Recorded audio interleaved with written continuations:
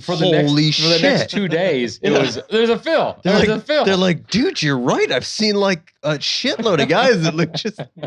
That's pretty cool. Yeah, it's awesome. It's gonna be great. Miatas and Phil's coming in left and right. I fucking hate this podcast.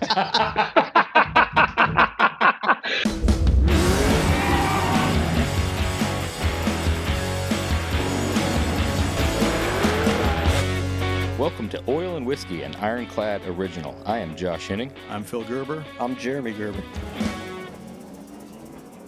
Well, welcome everybody back to Oil and Whiskey, an Ironclad original presented by Blade HQ. Today's guest is our good friend, Matt Saxton.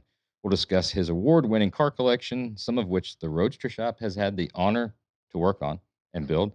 Also, we want to hear some of your questions. We've been getting a lot of feedback about people saying we should do this. Or so we want to, I guess, formally ask for your questions. We'll be answering them in the future episodes. Just DM us on Instagram at Roadster Shop, and we might answer your question on the show. We really like doing those listener questions. They're fun. You like doing them. I like the listener questions, and I love the listener Miata submissions too. I like the Miata questions. Info@roadstershop.com has been blowing up with some bangers. So keep them coming. Got Miata keychains, pictures of Miatas driving down the road, people who think that they saw me in a Miata in a different state. It's just great. Fun Awesome. times. Also, we're going to be checking out some of our new favorite gear, and we're bringing back Whiskey Throttle. But first, it's time for On the Gas. And then we're going to do On the Gas. Yeah, we'll hit that. We'll hit that later. Good. Right. Matt Saxton is the co-CEO and owner of restaurant franchise business, the Saxton Group. But he also has a pretty impressive collection of classic and modern sports cars. His collection included a few builds performed by the Roadster Shop, including his 2018 SEMA GM Design award-winning 1970 Chevelle SS. Also graces our wall right here. Does right here and backdrop. the backdrop. We use a lot of the artwork for that Chevelle. To see Matt's collection, check out @Saxtons_garage on Instagram. Matt Saxton, welcome to Oil and Whiskey. What's up, guys? Glad to be here. Thanks for the intro. I missed that Chevelle, so it's. I'm glad to see it. I'm glad to see it on your wall. And Phil sent me a nice photo of it a couple years back, so I have it on my office wall as well. So. Nice. Well, you can stare at it for the next hour or so. We got it. I know. Interior shot over here, the back end over there. My wife reminds me frequently of why the hell did you ever sell that car? So. The good thing is I know a shop that would build me another one. So that's what I told her. For sure. There will be something else in the future along those lines. You got you some whiskey? You got something to drink for this thing? I'm going to dive into this. I do. I brought out something tonight. I got a nice gold edition Blanton's unopened. Damn. And then also, courtesy of the Roadster Shop a couple years ago, Phil, I'm assuming this is a regift, but I appreciate the offer. Nice. Look at this Waterford. Yeah. The road. Look at this. Etched out. So we've got them, only we didn't get the RS ones for ourselves. We're not that thoughtful when it comes to gifts for ourselves. Yeah. So that's something really special there, man. That's a collector's item. Good. It is. I know. I appreciate it. Limited I just edition. pour a glass with you guys. Yeah, that's a banger. That Blanton's gold. Yep. That's probably #1 spot for that's an out of country purchase, isn't it? Yes. You can't get that in the US, right? No, I had. So what's funny is we have some equity partners in our company, and every year they send me some shitty Christmas gift. And so they're going to air this, right? That's fine. And I was like, listen, we have outperformed budget for 12 years straight. Okay. We've never missed EBITDA. We've always exceeded expectations. And I was like, why don't you send me something good this year? And so they sent me a couple bottles of this in the mail, and they also sent a couple bottles to each of our other executives at the team. So I was like, this is a good one. I already drank one bottle. So nice. This is the other bottle. I've got a couple of those. I cracked one open, just had a sip of it, but it's so hard to get. I'm reluctant to drink too much of it. Yeah. But we've got something kind of special tonight. Digging into the Old Elk Infinity Blend, which I love anything they put in a box. I'm a stickler for a good box. You're a container connoisseur. I am. Yeah, the Old Elk stuff's always been awesome. Yeah, the weeded stuff. So I have not tried this. Have either of you guys tried it yet? Got a bottle. I have yet to crack it open, so I'm excited to. So that is the Infinity blend Old Elk. Let's see what this is all about. It's a little high proof. Limited release. Is it high proof? 114. I did just see it Ooh, at good. Garfield's and at the grocery store. Had it available currently, so Really? it's good. We could still snag a couple more bottles up. And I just Kyle just turned me on to the secret over at the local Jewel down the street. Really? Yeah, they've got some. I just got a Colonel Taylor. What was that? A single barrel? Small batch. Small batch. Sitting. They put them all behind the counter, the customer service counter. Oh, that was a secret. Yeah, secret Not, of the pros. Not anymore. Nope. So Matt, you've got your glass of whiskey poured. Cheers. We've got ours. Cheers to Cheers, you. guys. Cheers, man. Thank you. Tell us a little bit about the beginnings. I mean, we're going to get into all the car stuff and all that. Matt's the first guest we've had on here that is not necessarily In the industry. in the industry. He is in the industry, just on a different. Yeah. But it's I have to pay to get in the industry. but man, you are welcome. So everybody listen, you can buy your way right into this. Like you don't have to go through all the hardships that we did. Just throw some money our way and bam. But I think the stories, I've always been very intrigued, very impressed with, all the different customers that we've had over the years and the friendships we've built and their stories on what got them to the point where they can collect, buy, and afford these cars in this hobby. So it's very inspiring. I know a little bit about your story, but well, we said it starting out when we first started this deal. There's no rules, there's no rhyme or reason of why. If it's a good conversation and somebody we'd like to talk and hang out with, or somebody we already know that we know we'll talk and hang out with, well, then let's do it. So this is something you were on the short list from the very beginning of somebody we wanted to sit down and talk with. So, and like Jeremy said, we're very interested and intrigued in any type of secret to success or path to success or what. How you made it all happen. And, Absolutely. Certainly. Trials and tribulations along the way. Yeah.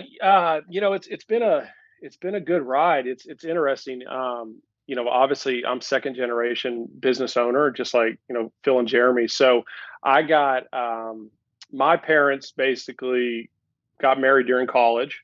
So my dad was playing college football. This was at Missouri Southern, back in the late 70s, early 80s.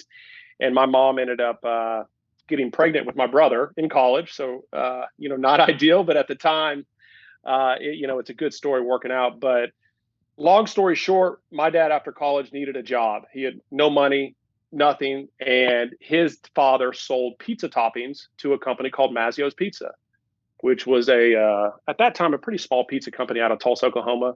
And they were like, listen, we need you to move to Jackson, Mississippi. We need you to go work and run this pizza restaurant. My dad was like, sure, I need a job. Let's go. So got in the truck, went down there, loaded up. And a couple of years later, I was born after that. And really built that business up over a period of about 15 to 20 years, up to about 100 McAllisters.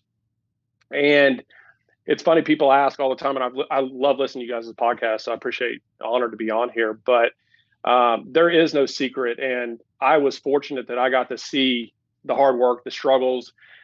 My childhood, I remember my mom. I don't really remember my dad. He wasn't around.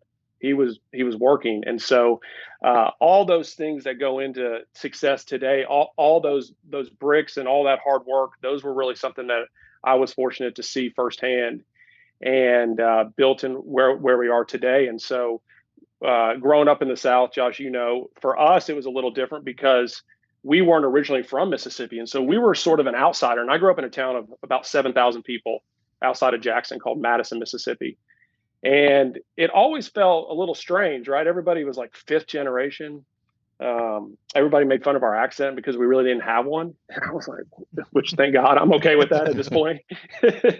But I fit right in. And really it was a situation where we got into McAllister's Deli, which we currently do now, as we were just guests. We enjoyed the brand growing up. My mom was really encouraging of us getting started into McAllister's.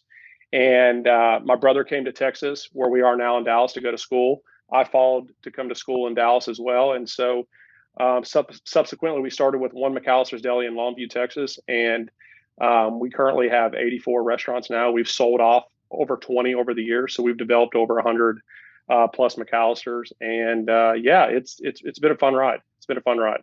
There's no I wish there was a secret to say, in order to get here, you can do this or that, but there's really not. I mean, it's pretty simple. You know, my dad used to always say, like, when everybody else was sleeping, he was working. When everybody else was complaining, he was going to work. He always taught us, like, just get up and go to work. No matter what the day is going to happen, it doesn't count if you're not there, right? And so it's just all those simple mentalities.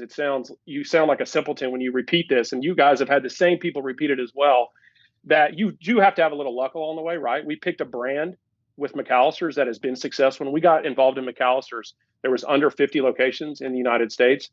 Past last year, there's over 600. So you need to pick a winner in the beginning, and we picked a winner in the beginning, and we've happened to hire some people along the years that are still with us today. Our entire executive team is our newest guy is 10 years. Everybody else is 15, 20, 22 years, as old as we are in the company as well. And so it's been a wild run and a lot of fun along the way. So that's awesome. Like, it is funny, like you said, you want to come on and sound like really educated and have all these great paths to success and stuff like that. But the hard work and perseverance part makes up for any other shortcomings that somebody might have. It could be, just straight intelligence level. It could be, luck. It could be this. The hard work part pushes through. It beats all this. Yeah, it can be a substitute for luck and talent. Yeah, just some fucking hard work. Right. It's just not kind of gets it done. Not quitting. It probably has a lot to do with it.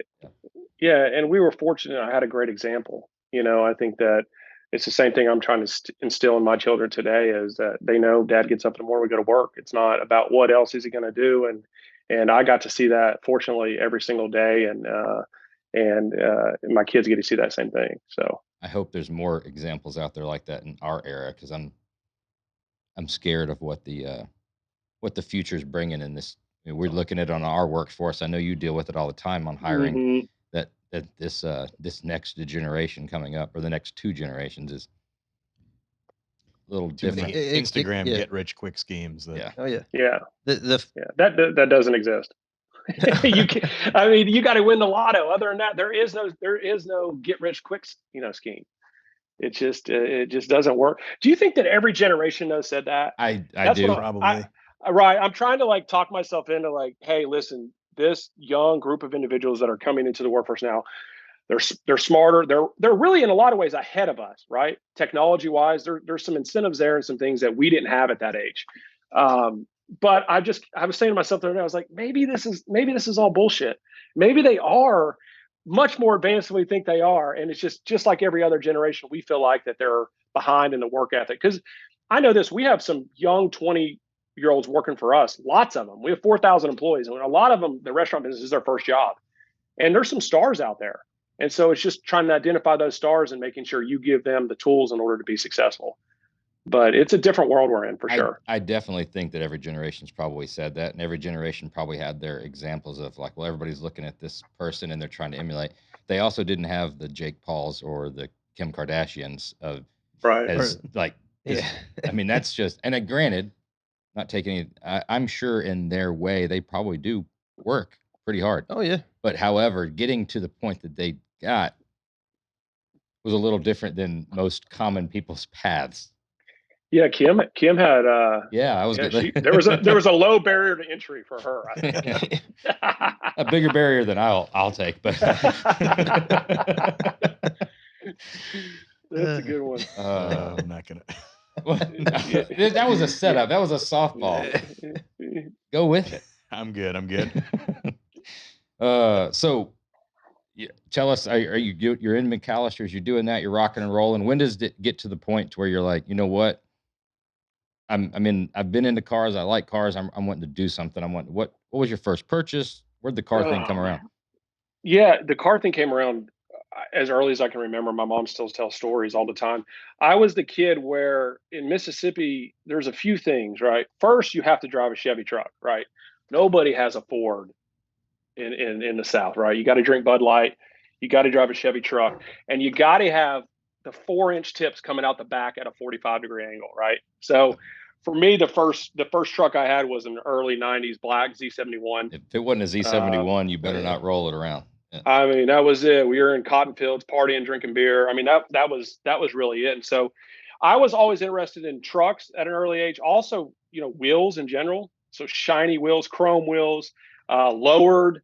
I've had some lowered vehicles over the years. And so as long as I can remember, I've been into anything automotive related. I mean, cars especially. I never had, a lot of people talk about having a certain car on the wall.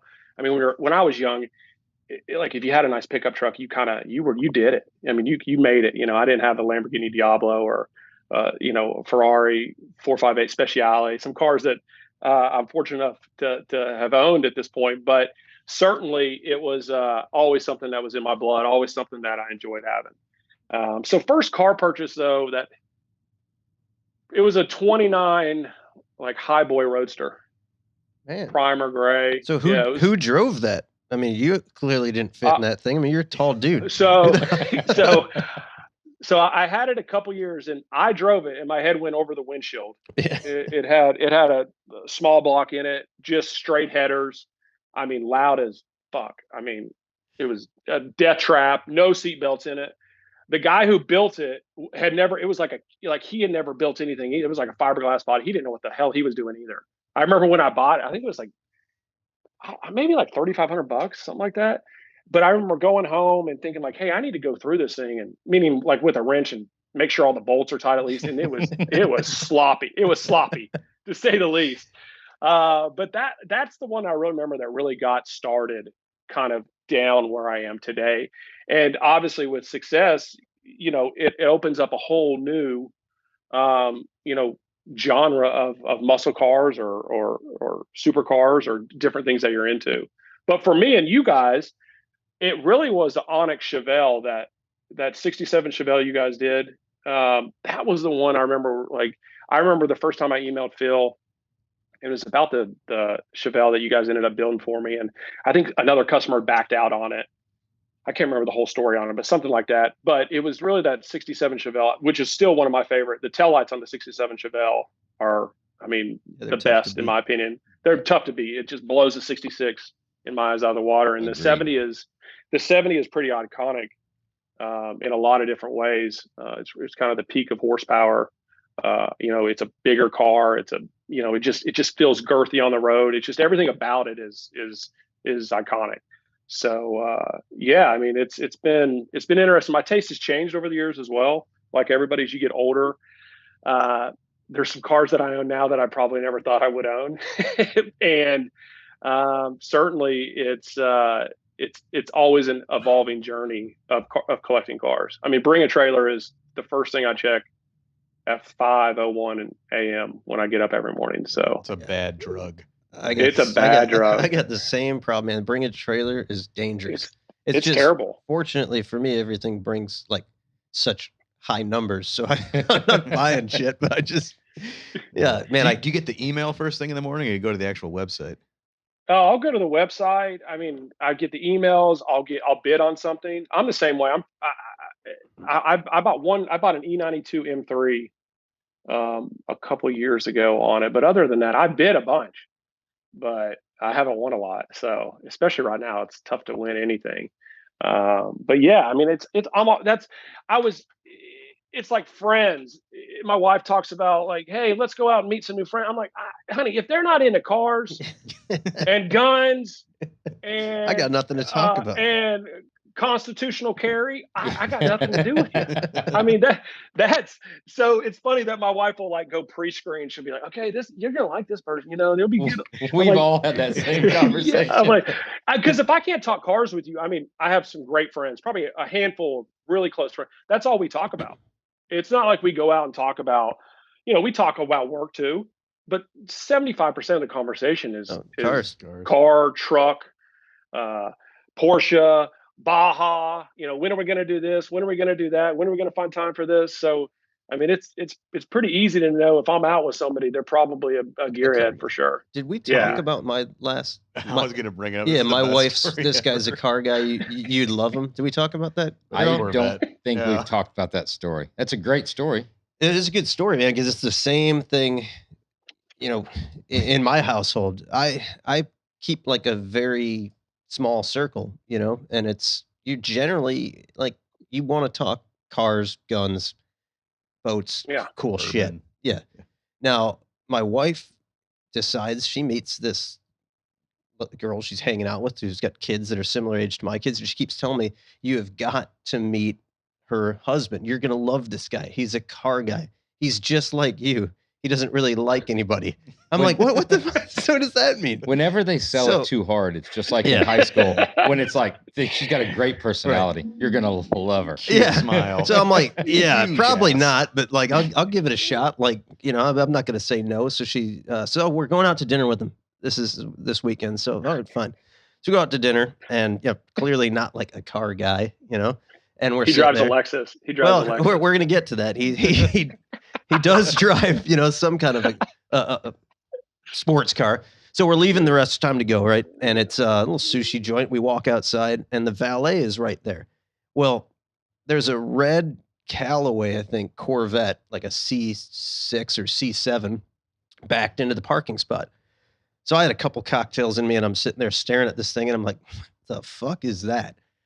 And the guy's standing right next to me. You're saying this out loud. Yeah, I'm having a conversation with this guy. Mm-hmm. And I'm like, dude, it's fucking bad enough that somebody got a red Corvette convertible, but they've got the goddamn motors sticking out of the hood like it's got a supercharger or something. I'm like, that is the most obnoxious, douchey thing I've probably ever seen. Like, that car sucks. How hard did you go? Oh, I went way hard, right? Not thinking to myself, it never dawned on me that we're there waiting for the valet to bring everybody's cars. Well, the valet pulls the car around, that car, and hands that guy the keys to that car. And they were supposed to be coming over for drinks at our house afterwards. So they stopped at home and dropped the car off and picked up their Lexus SUV and came over. So the rest of the night was super awkward. We've never it was probably automatic too. Oh, I guarantee, 100% automatic. Well, no, like it's actually pretty cool now that I start looking at it. I mean, I didn't see it. So you got paddle shifters and interestingly enough, we never hung out again, which is fine. It's hard to find. I mean, it is hard to find. I mean, especially like find not only somebody that's into cars, but the genre, right? There's a lot of people that are into cars just because they want to have a car, right? Or they have money and they just want to have a nice car. But there's not a lot of people that are into patinaed 69 Camaros, right? Yep. Or square bodies, 76 with a camper on the a green, So oftentimes people are like, what? They're like, you're into both of them? I'm like, yeah, I like everything. It's not just one thing or the other. That's my problem, is I like everything. If you find somebody else that understands that, then everything else, whatever you might agree or disagree on, really doesn't matter, because you're connected. At least that core of like, what's cool. You respect this, I respect that. Everything else is easy. But if they look at a car that you think's awesome and they think they just don't get it, then that's the basis. Everything else from there on out is not going to make sense. Yeah. It's just I texted Matt the other day that I'm tired of having to explain all my cars. Yeah. I'm like, yeah, no, but like it's old, like worn out paint, but it's like really nice underneath. Like it's kind of like that old reclaimed barnwood thing like people are doing in the houses. No, I promise, officer.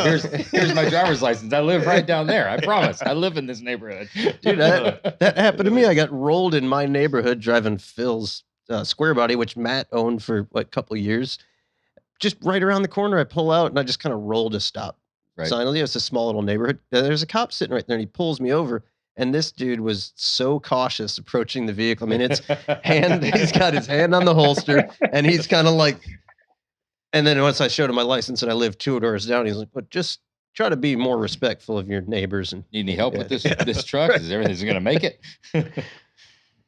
Yeah. People have no clue, especially the patina builds. I mean, just the work that goes into them and the performance that you get. That's my favorite part about having a patina build, is that when you take a friend or somebody in it and they're just blown away. Like, my God, I mean, you can have it look like this, originality of it, but you can have it drive like a modern day, sports car. That's the best part about it. And what's great on those too is, for the most part, sometimes you get a little bit more conversation than you want, but pumping gas, it's, is that all original? Yep. Sure is. Mm-hmm. Bone stock. And that usually is like, it's the easiest way to sidestep that conversation. Maybe I had one or something like Yeah. that, but it's, if you go into it, like your Chevelle or something, you're not pulling up, you're not getting gas anywhere in the middle of the day at a busy gas station and it not being a 45-minute stop. No, that car got a lot of attention, especially a patina bed. You pull up and there's got like 3-piece 20-inch forge lines on it. You're like, yeah, it's all original. Yeah, no, just put these wheels on it. These $14,000 worth of wheels on it. Springs are all worn out, so it's sitting a little low. Yeah, that's right. That's right. I got the one Starbucks drive-through. Wow, this thing's really nice. You gonna paint it soon? Yeah, probably saving up the money. Yeah, one day. Just getting me back and forth to work right now. So what drove the desire? You talked about Onyx, the 67, kind of hooking you, but was there something you saw, something you grew up with, something you did that drove you to the 70 Chevelle? I mean, probably the Dazed and Confused. That obviously is, one of my favorite movies. I've probably watched 3 movies in 20 years, and that was one. That was one of the 3. So, yeah, I mean, a black white Chevelle is about as iconic as it gets. I mean, it's like this to me. It's of Chevelles. It's a '69 Camaro, right? If you don't know the '69 Camaro or the '70 Chevelle, then you basically don't know shit about American muscle cars. So, and I like the size of it too. Being tall, it's a roomier car. I knew too. I wanted to put a 454 in it, obviously. So there's a multitude of things that really went into that decision. You guys had the car, so that made the decision even better. But I remember all the back and forth emails, and you guys were going to have some wild renderings of doing some different things on it, like a green. I mean, you guys were trying to maybe go in a different route possibly with it. And then when we settled on, hey, let's just keep this original-esque looking, but let's modify it and clean it up a little bit. I'm looking at the picture on my wall right now. I mean, listen, the car it speaks for itself. In my eyes, it is definitely a top 3 car that you guys have built. And, I've had many people contact me over the years because of that car. A lot of people still think I own the car. And I don't. I tell them politely, I don't own a car anymore. So don't keep giving me credit for it. Right. But, yeah, I mean, it's just an iconic car. The hood pins, I mean, everything about that car. It's just cool. I mean, that's a car if you don't like, then and it doesn't resonate with you, it's difficult to kind of go past a simple conversation. You're pretty much not cool at that point. Yeah. We have no business speaking any further. I doubt we're going to agree on other things going down the road. Yeah. That one's it's turned into like a benchmark when you start talking to someone. Like, I want like original, but like refined, but like still really iconic to the period. I'm like, all right, check out this 70 Chevelle. Yep, that's it. Exactly that. But a GTO, that, but a Camaro, that, but it's good. It's set the standard for the refined original. Yeah. Well, it's crazy. Even on a customer standpoint too. I mean, being around the the show scene and being in the industry, so to speak, it became Saxton Chevelle. It was Saxton Chevelle. It was Saxton. And that's cool too on so many levels, especially for you on the customer level, to where a car is synonymous with you and that, like you said, that style of build, that type of build, it was almost kind of its own thing, and it was the Saxton Chevelle. So yeah, and besides enjoyment I had of driving the car and obviously being able to do that road tour with you guys, I met lots of friends that I still talk to, I mean, weekly, because of that car. Or I went to SEMA and people come up to you and you exchange numbers. And next thing you know, Instagram, I would have never thought I haven't posted much lately because I've just been busy in the past year or two, but I need to get back on that. But in general, it's something that there's a commonality there when somebody really likes the car and respects the build and obviously, respects the shop that you guys represent. You meet a lot of great people through it. So it was worth the experience. I missed the experience for sure. I look at the pictures frequently of my wife and I and being at SEMA, and the only thing that sucks is like my kids. I think I had a 1-year-old at the time, or maybe a 2-year-old, and I had a couple more since then. But like the memories that I have of that car, and fortunately they don't have those memories. But look, there's many more now that they'll be able to share in the experience of it. Well, there's be plenty of years for you to tell that story at the Thanksgiving table. You don't understand. Back in the day, I had this black Chevelle. Sometimes you get them back, which is nice too. Because my son was Yeah. heartbroken. Yeah. And then, I know I should have made the same deal with the purchaser of the Chevelle that I made with Phil. Like, you get a buyback clause. You can say who it is. We've talked about it before. It's not a secret who's bought Yeah, the car. yeah. Joe Rogan bought the car, and easy to work with. Great guy. I was a big fan of his prior to him even purchasing the car. And I actually saw him. He was in Dallas last week doing a comedy special. I went and saw him, and then went to the UFC fight. But I have his email, so I'm sure I could reach out. I have his phone number as well, and I'm sure he wouldn't care. But yeah, I doubt he's going to be letting go of that one anytime soon. He was on pretty hot and heavy to buy that car, and I know you were so not wanting to sell it. That was a difficult off fronts to he make digs happen. it though, man. He loves that car. Loves that car. That Good. car is like the benchmark now for all of his cars. Yeah, it was the easiest sell. Typically when you go sell a car, you're like, oh God, here, that was. Thank you for brokering the trade. It was pretty easy. It's pretty easy. So it's nice having somebody that actually wants a vehicle and understands what these vehicles, the cost that goes into them, and especially in this day and age, the time.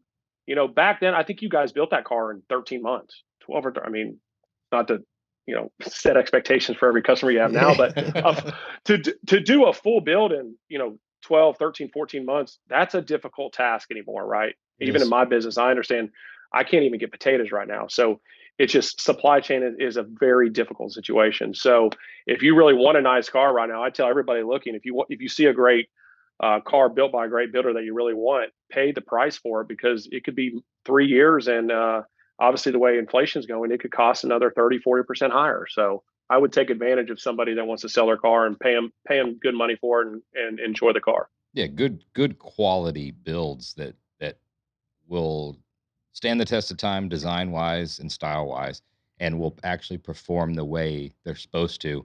That's a that's a commodity. I mean, that's and they're it's not, hard to, they're not losing value, and they're hard to find. And like you said, you can sit in line and wait, but if you can come across one, I mean, these things are bringing stupid money.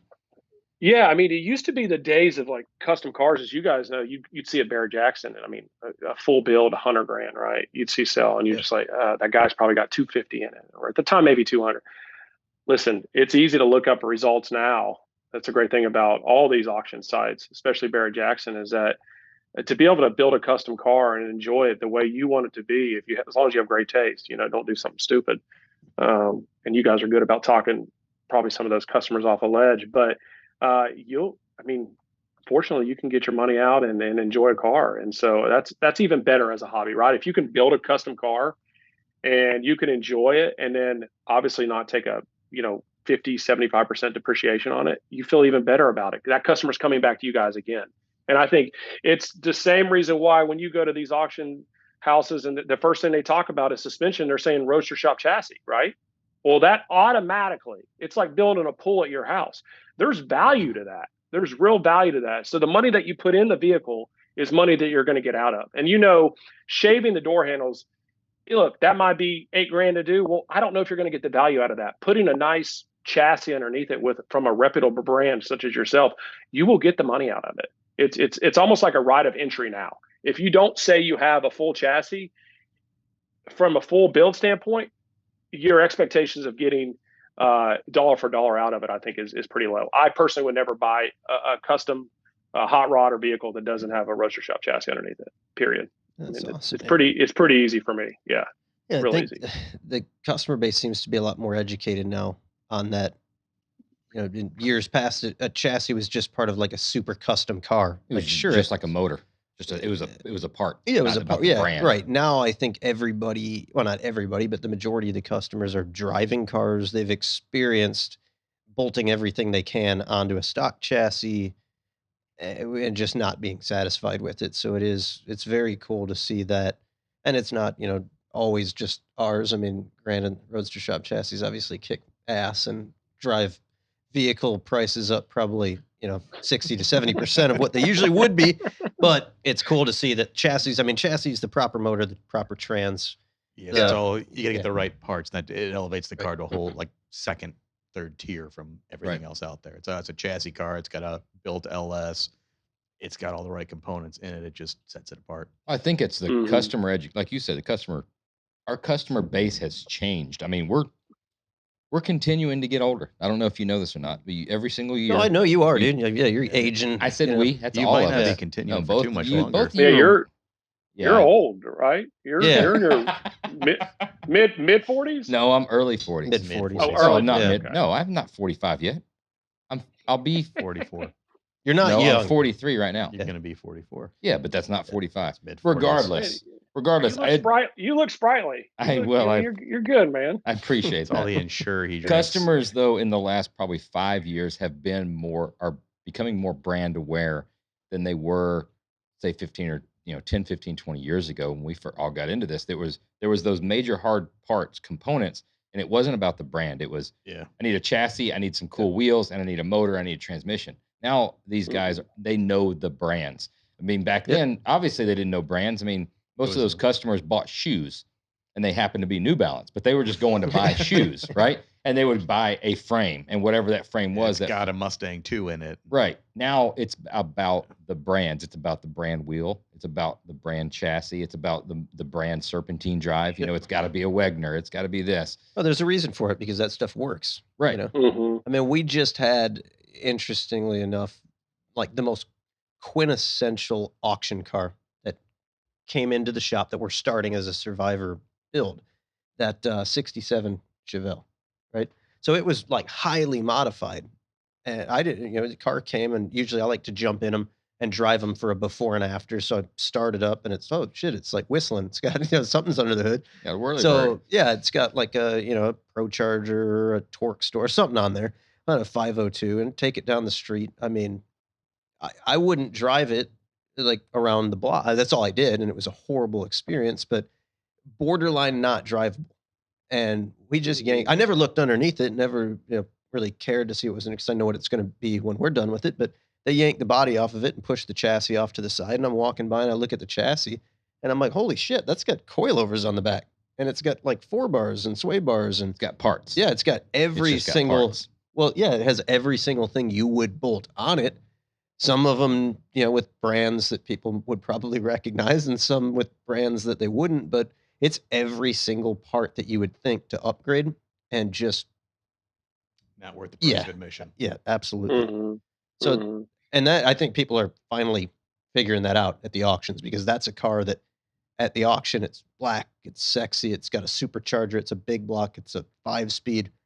It would have brought, Checked all the old school. yeah, it checked all the boxes. It would bring 6 figures. Well, I think that's gone. That's just such a change in the marketplace as a whole over the last maybe 8 years in purchasing, because of a brand, and those brands are what they are because of the longevity. It goes that way with guns and knives.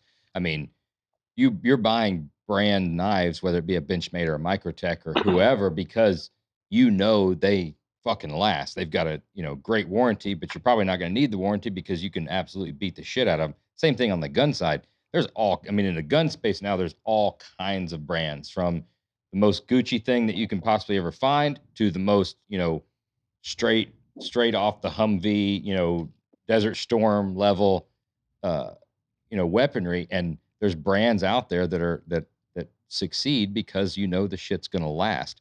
I don't think it was that way 10 years ago. Brands were popular because of a great marketing budget and great ads, but it didn't really mean that they lasted. That it works. Right, that it worked. Now you've Well, if really you got to look- put up or shut up. Yeah, if you look at the gun, it's interesting you talk about brands, because look at the gun market. It was always like Ruger, Remington, 1187 shotgun. And then somebody came along, a small group, and we're like, hey, let's use some different alloys and materials. Let's do a different finish on it, right, than your standard finish. And I think that it's the same thing that you guys have done with the chassis. Hey, listen, we're building a baseline chassis here, but we're going to put a little marketing behind it. We're going to make it look cool. We're going to do some branding on Instagram, and we're going to make some cool shit, some swag, some t-shirts and hat. I mean, it's even like our own company. I run McAllister's Deli, right? I'm a franchisee. Nobody here wears McAllister's Deli stuff. It's all Saxton Group stuff. We branded ourselves. Well, if you go to an employee at our McAllister's, they're going to tell you they work for the Saxton Group. It's no different. If you want to have people build a great product or deliver a great product in the end, you have to have something that they want to work for. And let's face it, the days of doing things just mediocre and not trying to innovate and brand things and put some marketing behind it, those days are over. You have to have something that people intrigue people, that they want to come to work every day and they want to put in the hard hours to produce. And I think that you guys and a handful of other people in the industry has really understood that. And it's like you said, it's like a Coke. It's like a Dyson vac. You know, it's all they're branded now. You don't call them something else. It's a Roadster Shop chassis. It's the same exact thing. And it can go across any business. If I was going to give advice to anybody about running a business, is that you can't just go and put a McAllister's Deli t-shirt on and run S1 and S2 and be, the back of the house expo and just go through the motions and not do anything different from a branding standpoint to try to get that person to buy into you and the company, right? Because it can get mundane in our business. And the same thing as you, I'm sure your welders are doing the same thing every day. Well, if you're working in the restaurant at our company, it's a lot of the same stuff every day. So you got to have something more than just the mundane task in order to get that person excited and be able to attract new, young, talented people. It's just something that's greatly overlooked. It was in the past, and I think the great companies you see now, it's no longer overlooked. I think it's a rite of passage and it's a rite of entry anymore for success. What are some of the things you do to combat that? I mean, for us, there's a lot of different things. First is just our material, the things that you wear. It could be the t-shirts. We get a better t-shirt that you wear. We do a lot of marketing and branding in-house for ourselves. Our benefits package, I believe, is the best in the industry, on par with a Chipotle or a large Fortune 500 company. We, our 401k matching, phantom equity opportunities, all these different things that we really feel like that if you're going to keep and attract talent, you have to have long-term, especially in our business where in 2020, we had 160% turnover rate. Okay. That means, okay, 4,000 employees, you're turning, 6,000 to 7,000 employees, worse in history, right? Our typical turnover rate is sub 50%. Okay. And in the restaurant business, that's exceptional, right? That's a par. So we feel like that over the years, we do award ceremonies, just like you guys did at SEMA that year. Look, I would tell you guys, you should do that every year, because those people that go to that, they remember that. I remember it vaguely. I started to trail off at the end. You and me both, man. Yeah. We gotta ask somebody. Somebody should be able to tell us if it was a good time. Yeah. 38 Bud Lights is not great for the memory. But it's things like that about bringing everybody together and appreciation and handwritten notes. Every new manager that we have, either my brother, myself, or the COO of the company, we do a handwritten note thanking them for coming to work for the Saxton Group. Just little things like that. It's not like we're coming up with exceptional things that nobody else has thought of. We're just taking the best practices that everybody else has talked about and implementing it at our company. So it's just the little things. Yeah, I think that's phenomenal advice for anybody, in any industry. That's always difficult. I think we operate the business very similar with the benefits package. And we looked at this years ago, that the hot rod industry was never really like a viable long-term career for anyone. Mm-hmm. Yeah, it was always right. It was for most people, owners included. Well, yeah, I mean, a lot of guys, the horror stories you hear, it's, I was either getting paid cash and it's maybe I'll catch you this week, or, hey man, let me get you next week, or zero benefits, or you're, just all sorts of shady stuff. And nobody ever looked at this industry as like, oh man, I could this is a career that I can retire from. And that's, I think that's important stuff, Yeah, I mean, 10 years ago, it was the cool stuff. Fucking wild, wild west. It was like, you might get a check and it might be, cash, and it might be this, might be and 30 hours, yeah, be 60. you never know. Mhm. But like the mentality of running it like an actual business, and taking care of these employees, is a fairly new thing. Yeah. Mhm. So in the restaurant industry, when you've got a franchise, so when you walk into like a McAllister's that isn't performing, something that's not within the Saxton Group, I mean, that it doesn't always, it doesn't dawn on you that like there's somebody, a In the franchisor, who's in charge that's operating this. You look at it as though like, oh man, this place fucking sucks. Like what the hell's going on here? Then you Like, cast judgment on the entire brand. oh yeah, so That's right. Yeah, I mean look, there's pros, and if you could have a pro column and a con problem, and I would say that is one of the cons in the restaurant business. The pro about being a franchisee is that you've bought into a proven concept, right? And the failure rate in the restaurant business is, I think, 98 or 99%. But for some reason, everybody wants to get in it. Everybody that makes money, I have friends come to me all the time. They made some money doing something, oil, but they're like, man, how do I get in a restaurant? I'm like, dude, don't. Just don't. Go buy Apple stock. Like this is a hard business to get to where we are today. I mean, I truly believe that, look, there's a top 100 in the country and we're number 70 on the list. It's hard to get here. And if you're not in the top 100, you're struggling. It's hard. So I just think that people forget, like, it just getting into this industry and understanding that as a franchisee, I can only control a couple things, right? I start in the hole. So as a franchisee, you pay a royalty. Okay, you pay that to the franchisor. And so just full transparency, we pay a 5% royalty to McAllister's corporate, right? And so I start in the hole. I'm negative, right, starting off. So for a franchisee, you have to really become a great operator. And at our company, if you look at the 4,000 employees, and 80 of them have worked in the restaurant. My entire executive team, I started out as a manager in everybody did. We're operators. We're looking for efficiencies and buy-ins. So there's nothing worse to hear, which I hear probably every other week. Oh, I ate in that one in Chicago and it sucked, right? Or, hey, I was in Arizona. I have people compliment occasionally too. And I usually don't say anything. I'm like, I'll take that compliment. Yeah, sure. Oh, I ate it. The negative's not like so much. That's not me. Yeah, like Ed, with Bear Jackson, Ed, Captain. Ed Cape. He lives in Arizona, and he emailed me. He said, "Man, we love McAllister's out here." Yeah, that's like, right. Thank you. Yeah, we do a damn good job. We're kick ass out there.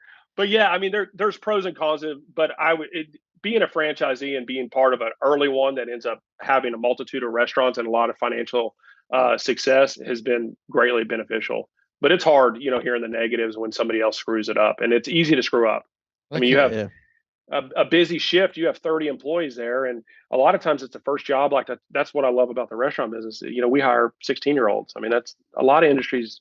You start in the hospitality. You guys probably work some sort of retail or hospitality or something at some point, and so it's a difficult business to begin with, and then there's a lot of operational complexity. But like you guys, we're looking for efficiencies, and we're looking to kind of repeat tasks and give the tools in order for them, really, the employee, to not to make any mistakes. And genuine hospitality, the same way you guys talk about your customers. Look, it's all about our customers. If we mess up, full refund, I'll comp your meal. I just want you to come back, because I know if I can't get you back, I lost you forever, right? One bad experience. And we always say it's like the customer's not always right, but we're not there to prove them wrong. There's nothing that pisses me off more is when I hear a manager like getting into it with an employee. If it's a boisterous conversation, you're welcome to walk outside, ma'am, sir, sorry about it, but don't make a deal. We need them back. Give the customer as much as you can for as little as possible, and we preach that on a daily basis. Yeah. You kind of burst our bubble, because we just had a conversation at lunch that we were going to ask you.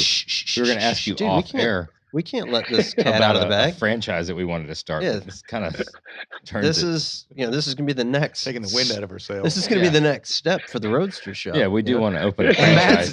Matt's our ace in the hole, man. That's our secret weapon here.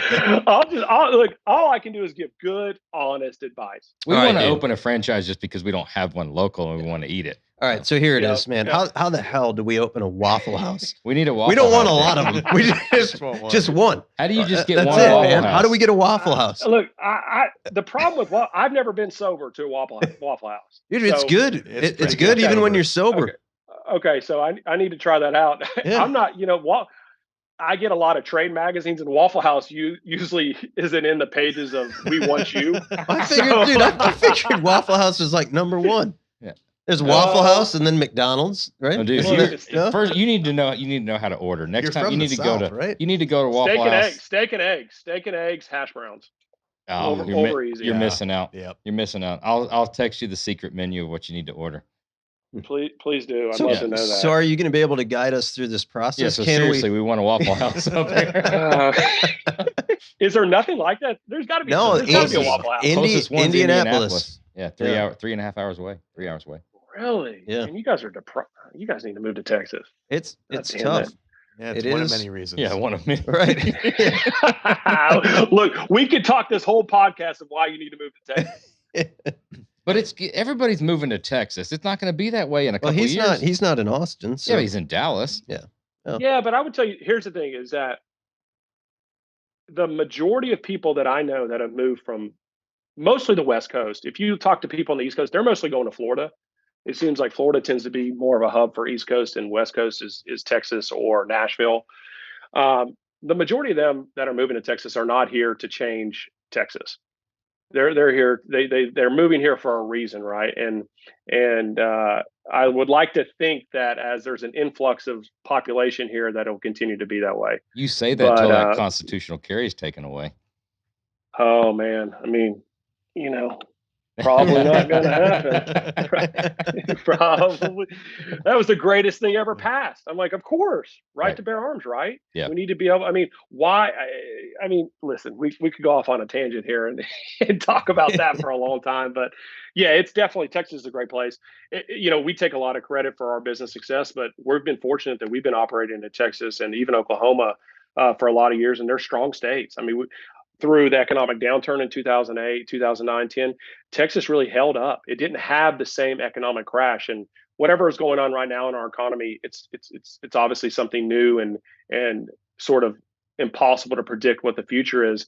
But I still feel like that based upon our population influx, our low taxation, pro-business, that it will continue to be a state that if there is some sort of economic churn or downturn, that we will be, the last to go in and the first to come out. So Can you that's imagine probably a lot like Chicago. I think we're very much the same, very pro-business. I was going to add, can you imagine if you were taxation. a franchise owner of your size in predominantly Illinois or California or New York through the pandemic? I mean, the fuck California, do you do? shit. I don't. I'm not sure what we would have done, because we took a very laissez-faire approach through the pandemic, and it really paid off dividends for us. We chose to allow the employee and the customer to behave in a way that they chose to, with whether that's mask related, vaccine related, and I mean, like grown ass adults, like that we are, just act like grown ass adults and. Yeah, I mean, we like I said, we tried to look at it in a different approach. And I remember when the pandemic hit, I actually drove the Square Body every day, and it was me and 3 other guys that came to the office for about 6 weeks. Our office closed down. There was 3 of us that came, and we would eat pizza and drink beer on the back of that truck. I got great memories from that truck because of that. And look, the first week I'll be honest with you, it was tears, because our business was evaporating in front of us for about 2 or 3 weeks. We were down 90%. Okay. Right. And if you look, we were down 100%. Yeah. They closed our doors. We were shut. Okay. So we were selling loaves of bread, cheese, lunch meat. Well, it's tough when you've got perishables. Yeah, that's certainly. That's all money. We lost, an egregious amount of inventory. Our staff, nobody would come to work. Everybody was freaked out and scared, rightfully so. In the beginning, nobody knew what was happening. And so there was a couple of weeks where it was kind of tears, drinking some beer. Nobody was on the road. I enjoyed that. So I was taking cars out all the time and, still ripping it up, drinking a lot of tequila. But it was after you're driving a Porsche. After the drive. Obviously.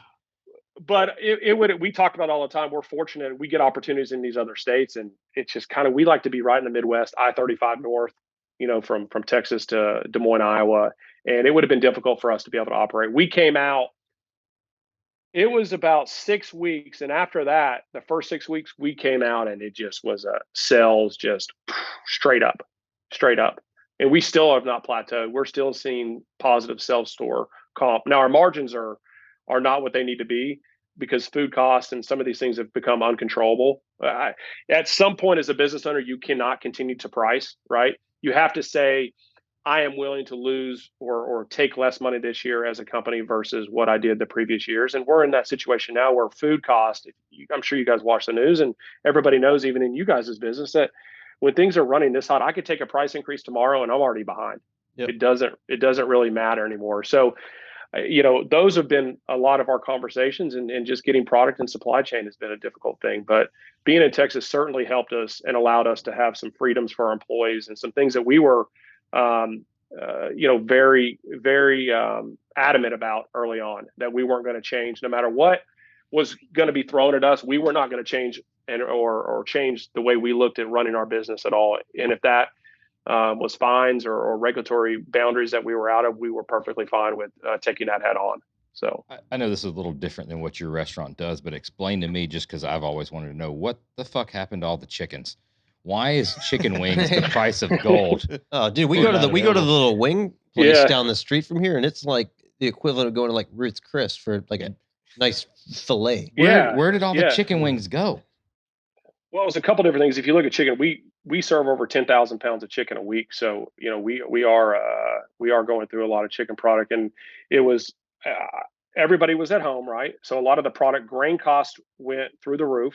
And so a lot of chicken producers had a hard time trying to keep the cost up with the grain and actually be able to feed the chickens.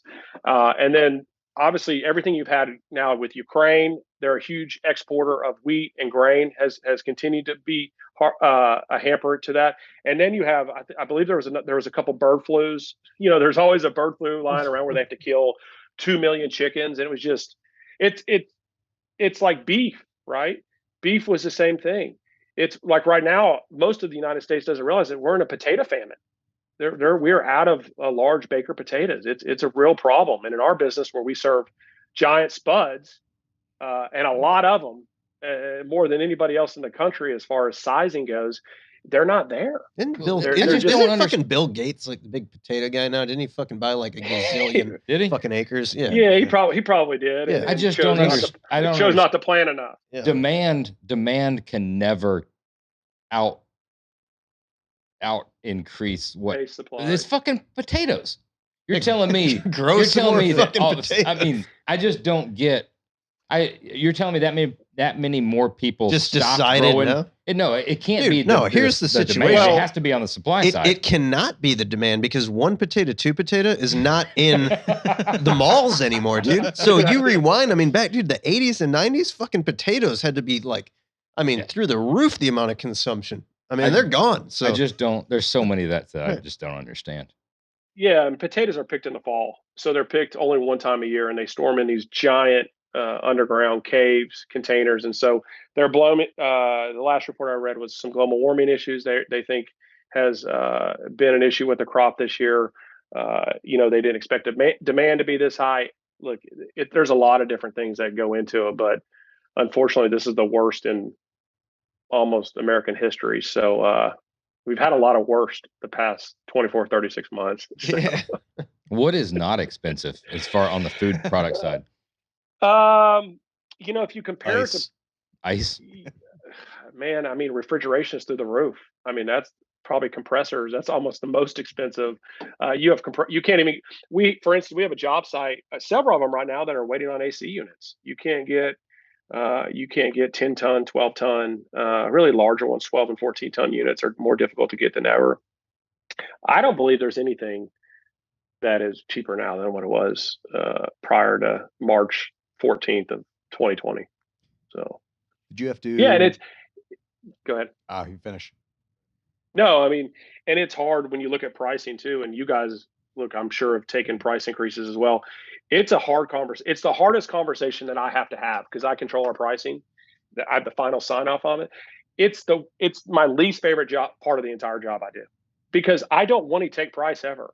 It sucks. It's like a club sandwich should be $7.29. It should not be $8.99 now, right? We used to take 1% price increases, right? 1.2, and in our business, in order to survive, minimum you've taken 5 to 7% a year, right? Most have taken 10 to 15%, and so that's been a difficult part of we've had a lot of heated arguments amongst our management team of, guys, I don't want to take price. but it gets to a point where you have to do something to counteract it, because as you can see in what's going on today, things are not retracting at a rate in which we can try to hold on price. We have to be more diligent about taking quarterly price increases just to be able to kind of keep the bottom line where we need to be.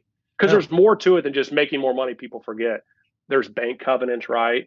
There's lenders. There's all these things that go into making sure that your business runs accordingly. And so it's the unfortunate part about our business now is having to charge the consumer more to come eat in McAllister's. Well, fortunately, I think that was one of like the key points in the Inflation Reduction Act. You know, they addressed like the whole supply chain food, you know, the food industry, because the food industry is not that important. They addressed none of those things. Food industry is not wildly important. You know, I mean, you could, you know, fend for yourselves. You know, go out into the woods and, like, you know. Not to get on a tangent, but no, from a real touch and go topic. I love tangents. From an optics standpoint, don't name something the exact thing that you're not addressing.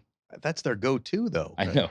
Just like call it something else and then hint at maybe it'll hint. But don't call it the fix for X and don't ever touch X in the big fucking bill. Maybe try it. It's the new cheap sandwich for $29.99. See if you can sell that. Or allocate a few bill for fucking growing potatoes, for Christ's sake. I mean, obviously, you know.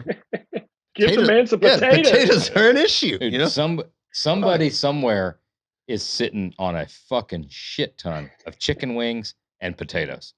I don't believe that they just went away. They're somewhere. They're out there. But look, I still think, just like you guys offer a product that is difficult to replace with competitors, we offer a product that is sub $10. You get a side with your meal, and if you want to get a glass of water, you can walk out with a sandwich and a side. So that's difficult to offer in this day and age, and we will continue to make sure that during these times that we keep pricing as low as possible and give the consumer as much as we can. So nice. Did you have to do adapt to anything business wise, how you ran the business, change any direction with the pandemic? I know a lot of guys got into like the Uber Eats and DoorDash stuff. Yeah. So fortunately, we were early adopters of third-party delivery. We saw that in 2015. And we actually have been with DoorDash early on, and they've been good partners. So I would tell you that a key to the reason why we've done so well through this is that was part of our business already. We had on-the-go cabinets. When you walk into a McAllister's, a Saxton Group one, there's a cabinet. It's alphabetized. You go pick up your order, you walk out. And so a lot of franchisees were always against that because there's a pretty high fee that you have to pay DoorDash. But also people learned, hey, you can price higher on the third-party delivery app in order to make sure that your margins aren't eroded too bad on it. So, it went from dine-in business for the Saxton Group at our McAllister was over 50% pre-COVID. Today, we're about 45, so we've almost built back to where we were. Third-party delivery went from 4 to 5% of our total business to still about 20% of our business. We look at that third-party delivery really closely as a metric. That, to me, is really a key indicator of the economy, right? Because we know that's a expensive way in order to transact with us and get your food at home. And so as soon as you start to see that start to kind of flatten or go negative, you're going to start to see that means discretionary spending is starting to dry up. We've not seen that yet. It's flattened, but we're not seeing a negative on that. But that's something we watch daily. We have a program called Domo, which is a data aggregator that allows us to put all our point of sale information in every day and look at menu mix, look at the way in which customers are interacting with us, and we're data driven company for sure. What's your number one selling menu item? McAllister's Club. Can you still get those big ass fucking lemons even through after the That's a lemon that won't fit in the cup. I'm not familiar. McAllister's is known for their big ass lemons. It's like a small watermelon. I'm swearing. 95. It's called a 95 count lemon. So that means 95 per case, where most restaurants are using a 160. So 160 per case. So yeah, that is a Sunkist special that actually, I believe that McAllister's as a brand is the largest buyer of a 95 count lemon. It's a softball size lemon. What does one do with said lemon? They like big ass lemons in their tea. Okay. The amount of conversations we've had about that lemon over the years is, I mean, we've tested out 115s. It's an expensive lemon, and we're always like, well, look what it does to your glass. It's we serve a giant glass of tea, right? It's a clear cup. It's just the red straw. All those things are more expensive, but it's all part of branding. It's all part of giving the customer what they expect. So, as a financial side of the company, it would be great to go to a smaller lemon, but giving your consumer as much as you can and a big surprise and delight, we'll stick with the 95 count. So, how important is innovation to growing the business and staying at the forefront there? I mean, for us, it's really everything. We only have control of so many things. We don't really control the menu. So anytime you come to McAllister's, if you don't like the McAllister's Club, that we're a franchisee, right? We can't go tweak those things. We're contractually in it. You buy into the brand, but every other aspect of the business, from an IT perspective, kiosk we now are offering in our McAllister's, all those things we brought in years ago. Most franchisees use the franchisor, which is corporate, to use their IT department. We have 5 guys in house here at the Saxton Group. We have a full marketing team inside our company. So we're constantly looking for ways to innovate. Our restaurant design floor plan, you can go to the last 25 restaurants we've opened and none of them are identical, because we've never let real estate become an impede on where we can go. What we do is find the best real estate, and then we'll make sure we can put a McAllister's Deli on and make sure it's efficient and effective. And so we're always tweaking things to a fault. Sometimes it's like, just put the damn thing and what are we? I mean, 3,200 square feet. We need 0.75 an acre. We need 45 parking spots. Just go with it. But no, we got to tweak it up. I mean, we're always trying to make things better. And I think in our business, from an average unit volume standpoint, we're the number one in McAllister's. There's a lot of things that we go through in order to make sure that we keep our customers happy, and it shows in our volumes, and I think it shows in the accolades and the things we've been able to receive over the years. Well, that's the difference about looking at it long-term wise than in the moment. Being passionately involved in it and wanting to succeed versus just letting it run and do its thing. Right. Yeah. There's none of that in our business. I mean, we're involved in every single aspect of the business. I mean, we're fortunate. My brother and I are co-CEOs, and he has a different set of skill sets than I do, and it works out perfect. He's highly intelligent, great at picking our real estate, great looking at documentation, attorney, dealing with site, selection and all those things. And I'm more operations, financial people, and so it's a match made in heaven. I'm fortunate to have him as I couldn't have a better business partner, somebody you can trust, and somebody that's always got your back, and it's worked out. And in 20 years, we've had a few knockdown dragouts, right? As any partner, but for the most part, people ask us, they're like, we get along. I mean, we even hang out on the weekends. We like each other. Can he take you? Yeah, who wins? Who wins? You were a kickboxer, weren't you? Well, so here's the deal: boxing, which I still do, and jiu-jitsu. He used to be bigger. If you look at pictures of the Saxtons when we were in Mississippi, I mean, they were hefty. I got some pictures of my mom and dad and my brother. They were thick. When I say thick, it was good eating down there though back then. Yes, 6'4", 300. But he's lightened up, and I definitely could take him. Yeah, he would say that too, though. Dude, all right, so like a fight breaks out. He decides, he's like, all right, dude, no more McAllister's. We're opening up a Sizzler. And you're like, no, we're not. We're doing, and it comes to fisticuffs. Are you submitting him? Like, is this a submission, or is this, or are you winning? Are you striking? I'm probably going for a KO. Okay. I'm probably going for a KO. Yeah. I mean, if it comes to that, I'm going for the real part. Yeah, nice. I hope he listens. There's a knockout bonus, right? Yeah, there is a knockout bonus. There is a knockout bonus, especially in Bellator. So back to the car thing a little.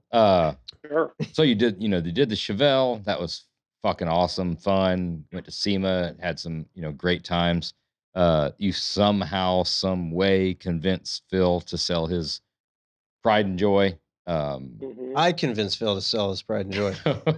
Phil did not want to sell it, man. He was not. I'm like, Phil, that was beating me up for like 3 years. Yeah. It'd just be random texts. Ready? I'm buying it. What's the number? I'm so persistent. Yeah, I'm so persistent on that stuff. Dude, Phil, I've never seen Phil so distraught and like up in arms. Like Phil did not want to sell it. I'm like, Phil, just sell the fucking truck. Like, we could build another truck. So Yeah. Exact reason why I didn't sell it, what I kept telling Matt is, it's not the money. Like we cannot build another vehicle for but me. it sounded, build another truck. It sounded good when I said it. Build something. We'll build something else. We got all these survivors. We'll build something. 3 years later, I bought it back. We still hadn't built anything. So. Yeah. But yeah, and the worst part was, being my truck, I had to live with all the issues that couldn't bring in the shop and fix everything.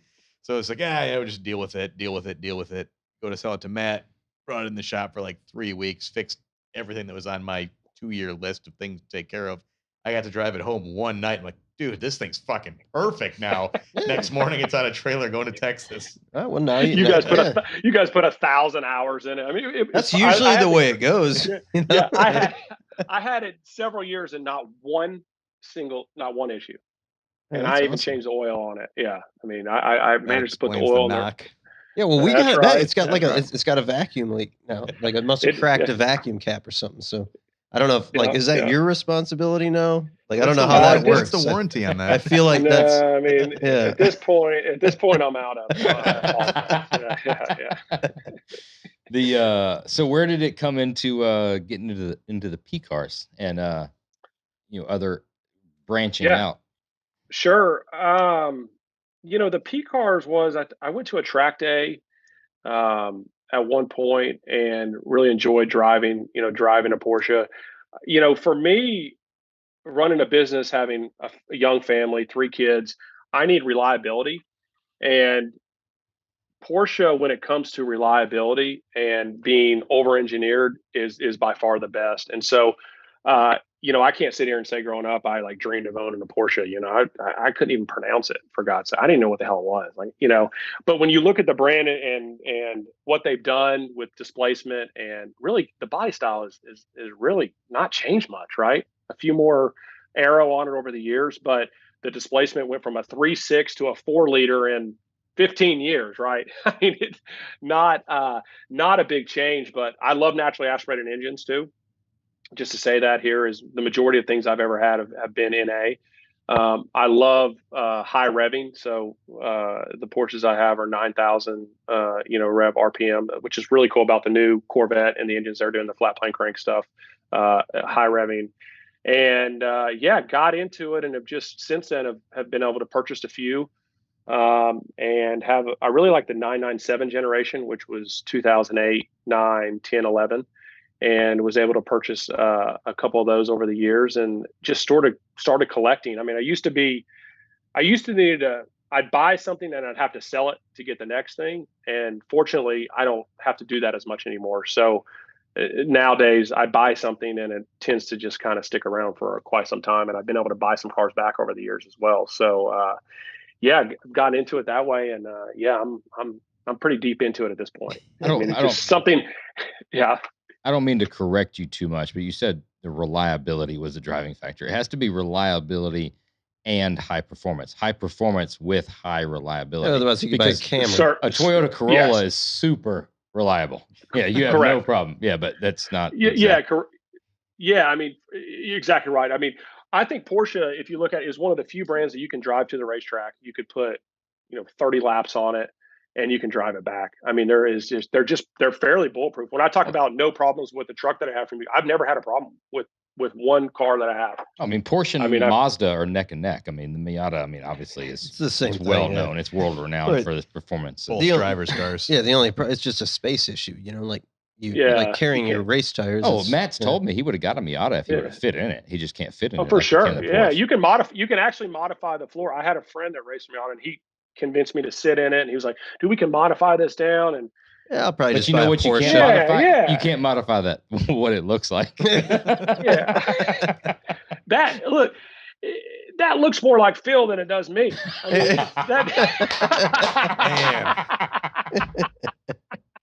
The best is how you guys have like a bunch of pictures of multiple Phils across the entire world. Oh, dude. And so there's been a few times where I've seen a Phil, but I can't go up to the guy and be like, "Hey, I know a Phil that looks just like you," and get the picture.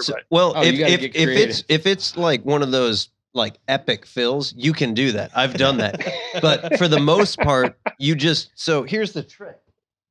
Jeremy's going to give you the trick. So here's the trick. Yeah, what is the All trick? right, you fire up your camera and you just aim that sucker. All right. You throw it up to your ear, but you aim it and you just click that thing a few times, or you video it, because the video, you fire up the video and you can just kind of move around, and then you can screenshot it out of the video. But I mean, it's probably, I'd say, at least twice a week. We saw a delivery driver yesterday. Yeah. It was a fill.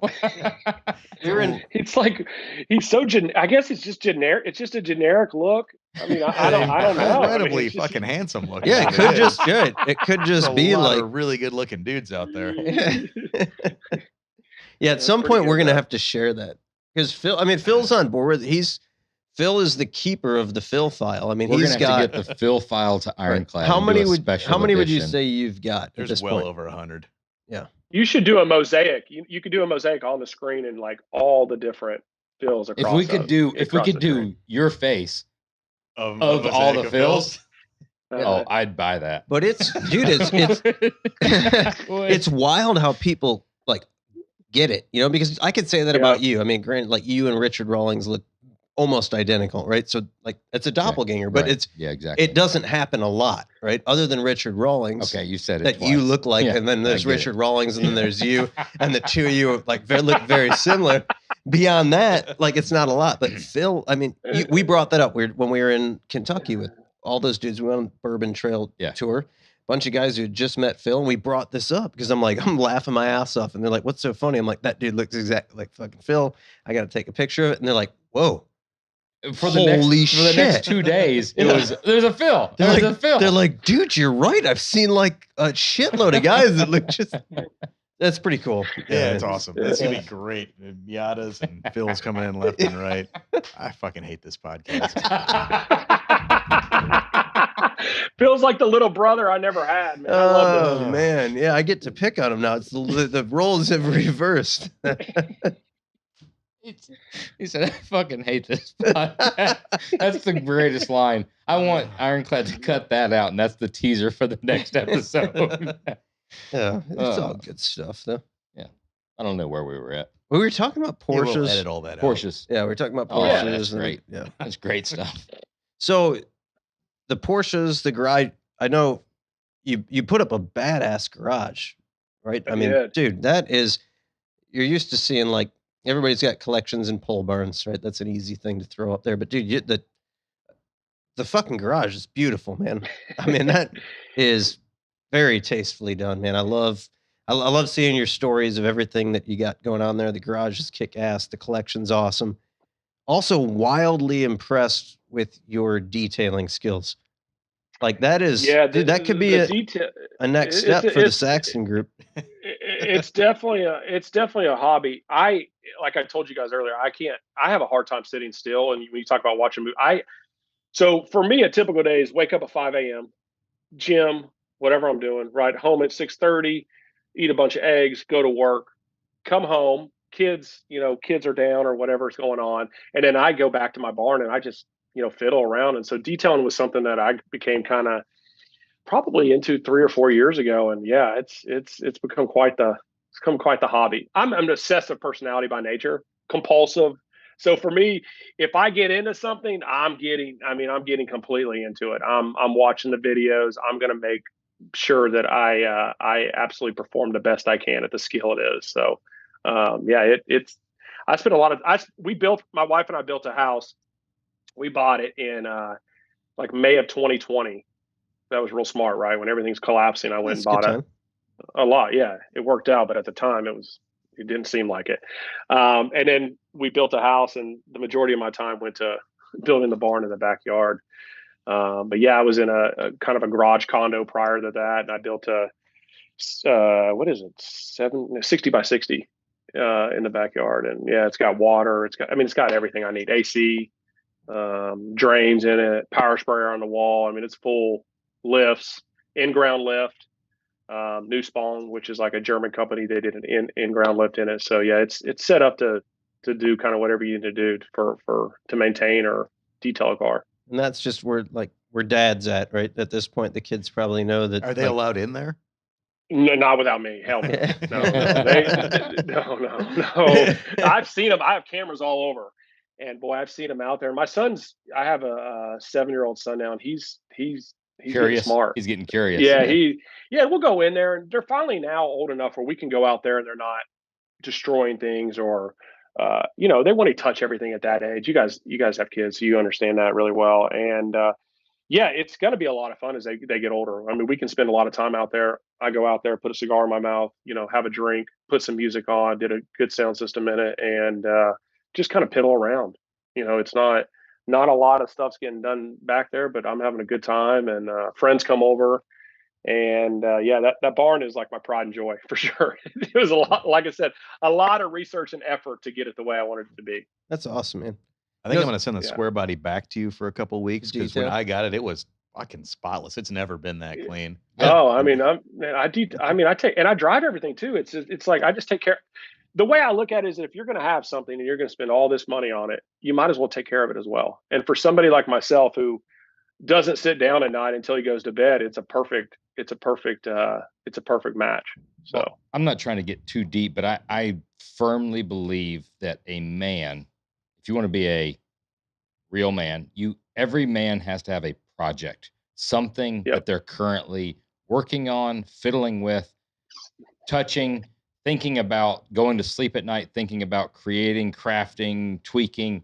If you don't have that in your life, keeps you going. Yeah, it absolutely keeps you going. It keeps you sane. It gives you something to look forward to. And everybody in this world has to have something to look forward to because you've got to be able to have something to look forward to go through all the dumb shit or the bullshit or the eat the shit sandwich or do all of the shit that you don't like to do to get to the thing that you're looking forward to. And it could be a very small project. I mean, whatever. Jeremy's big into model trains, and you've got other, Phil working on the Miata. You've got, building guns. You've got other stuff. Honestly, the model trains, that's a fucking sore spot for me.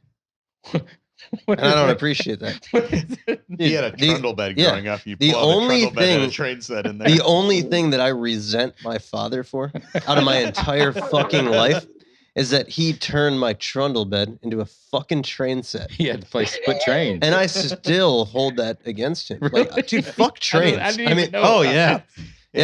He was in there with the conductor's outfit. That's why your go-to on a derogatory comment is like, but that dude's in the model train. Yeah, absolutely. Like, he loved model trains. Fuck model trains. I'm not.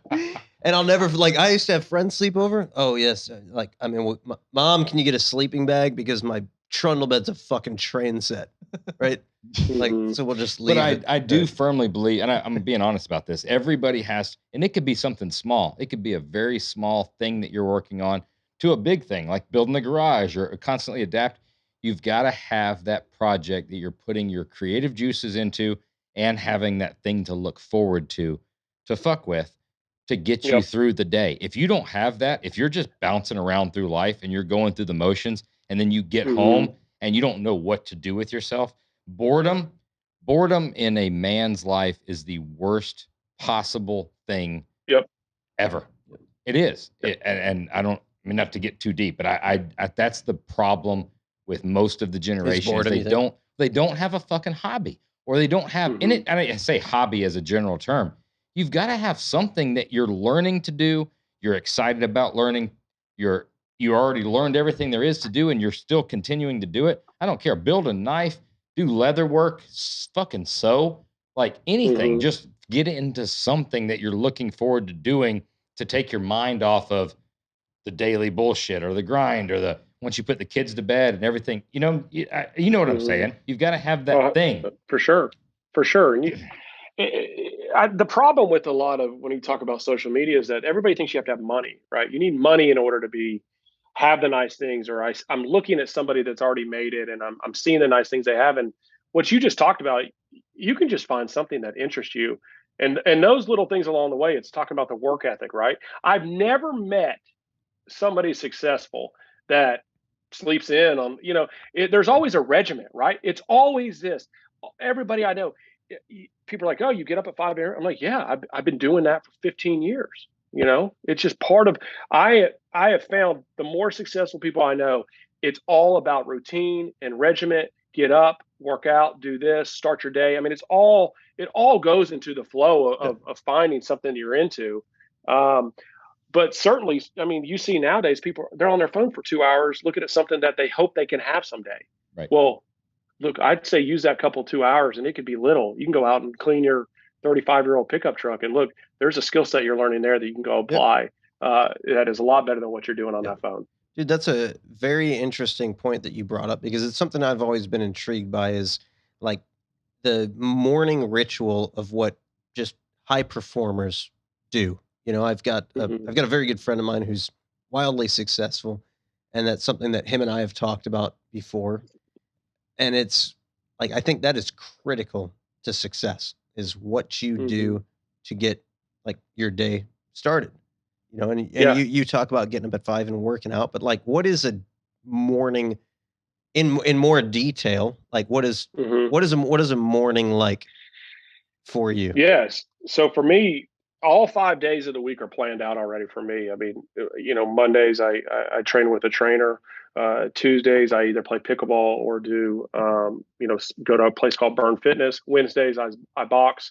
Thursdays I work out with a group of guys, and Friday I do boxing, jiu-jitsu, striking. So for me, it's planned out every single day. Wake up at 5 o'clock, alarm goes off. Regardless of what's going on, I get up. If I have too many drinks, I still get up. Eat a banana, out the door, at the gym by 5:25, 5:30. The gym's pretty close to me. Work out for an hour, whatever I'm doing. Get home, eat a breakfast, hanging out with the kids for 30 minutes, out the door by 7:35, to work by 7:45, 7:50. And it's like clockwork. I mean, I have it down to a science at this point. And it's nothing, it's not glamorous, but for me, it really works. I found out at a young age I needed a routine. Okay. Because if you have a compulsive nature, or you tend to be somebody, I mean, I'm a little over energized, right? So I need to basically wear myself down, but at the end of the day, I'm ready to go to bed. And so for me, I found a routine in working out just to be part of, it's just like a ritual. It's part of everything. For me, I think mentally, people don't realize at this point, almost 40 years old, look, the physical piece is what it is, right? I'm not trying to, I'm married, I got 3 kids. If my wife likes me and she's good with it, I'm cool with that too, right? I'm good, man. She's the only lady I got to impress anymore. But the mental well-being that it gives you it's just insightful. I mean, I don't think it's replicatable with anything. For me, it gives me a nice balance. I go into work on my second wind. I'm already my first wind is gone. I come in much calmer, not as much angst, and I feel like I can concentrate and perform much better. The more consistent I am, and always with my workouts. You take any supplements? Fish oil, a lot of steroids, but other than that, nothing. Yeah, the steroids are cheap. No, just fish oil, like vitamin C. What's the next UFC fight you're going to? I just went to one 2 weeks ago here in Dallas, and there's the trainer I train with here in Dallas boxing is a guy named Derek James, and he is the trainer of the welterweight champion Errol Spence Jr. I don't know if you guys follow boxing at all, but so I typically go to every one of his fights. I had to miss one when he went to Europe when my second child was born, unfortunately. But other than that, I travel and always go to a couple fights of his a year. And then anytime UFC's close, I always try to make a trip. We're scheduling some shit right now. My son is on me every single day about getting him to a UFC fight. He's on that UFC train where that's where he wants to do for a living, is a professional MMA fighter. Yeah, so I've got to get him to a fight soon. I was wondering where you're headed next. We might hook up and go. I know you try to make a lot of them.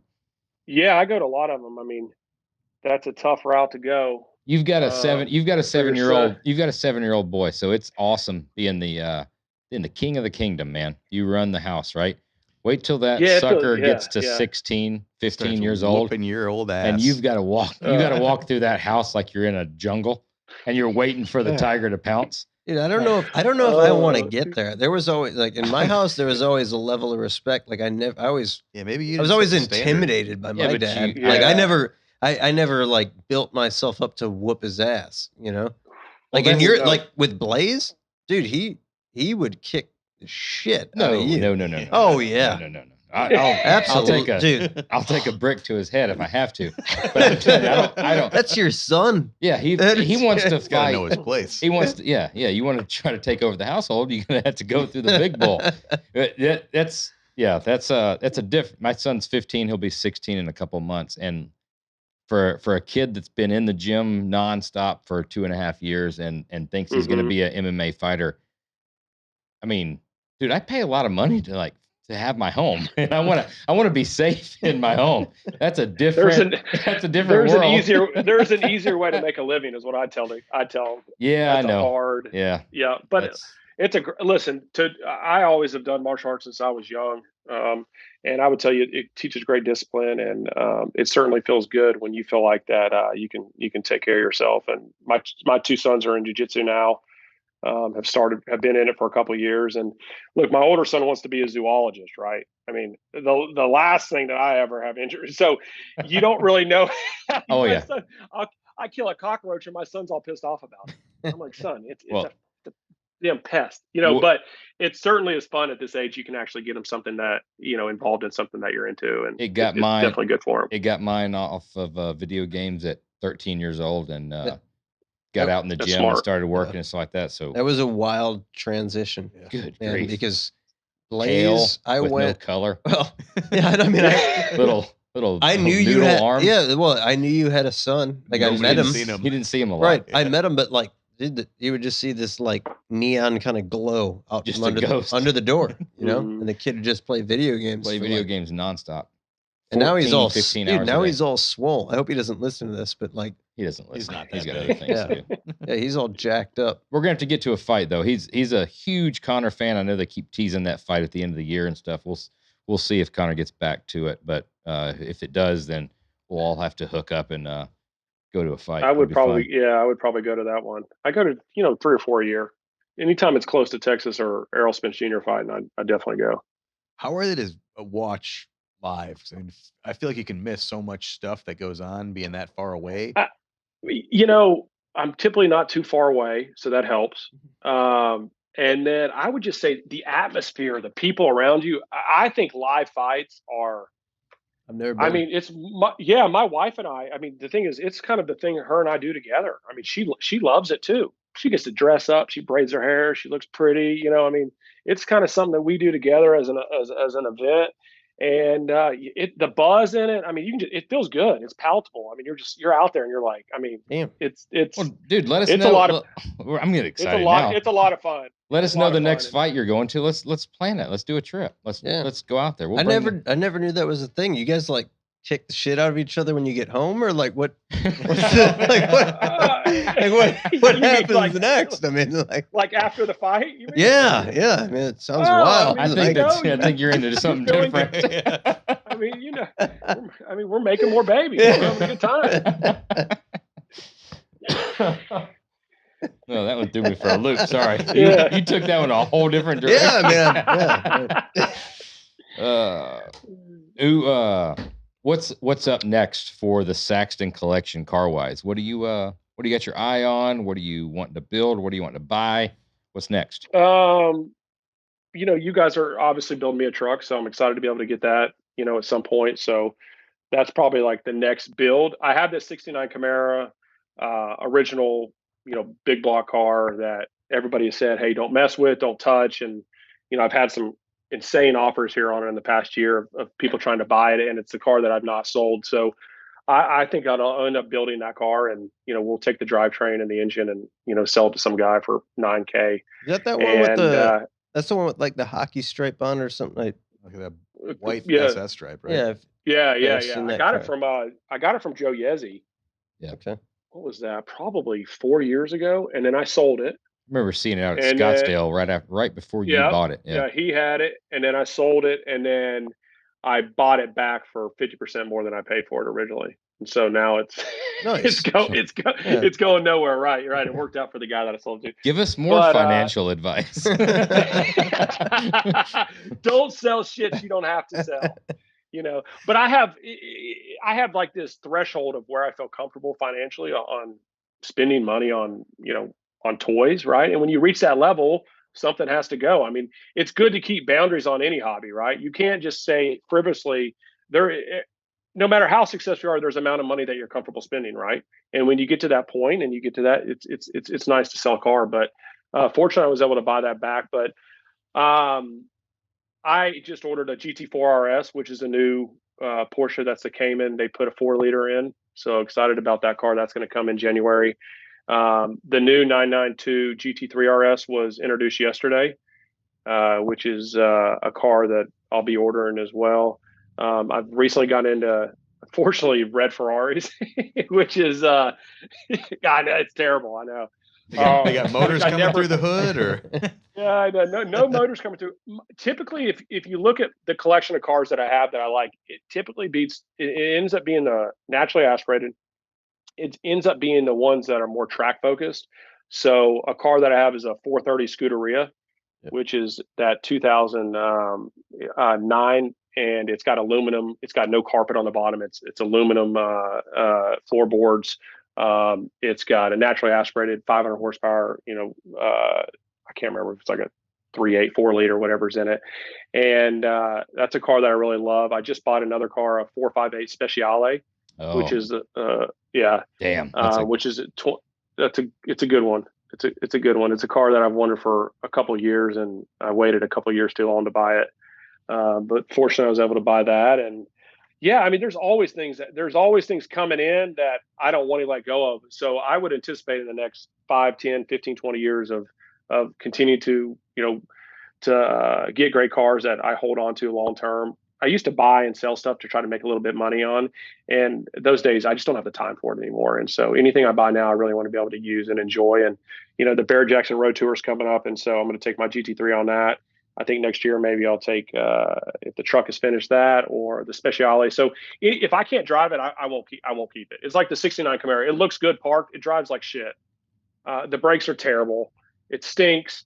And nobody likes it. It looks great sitting still, but moving, it's terrible. And so for me, it kind of forces me to get it going and send it to you guys to kind of get the treatment done and bring it back down. But nothing I have is bought. There's no such thing.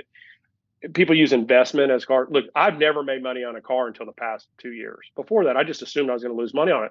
I didn't care. It's like watches. I love watches. I've collected watches for 15 years. I've lost my ass on them.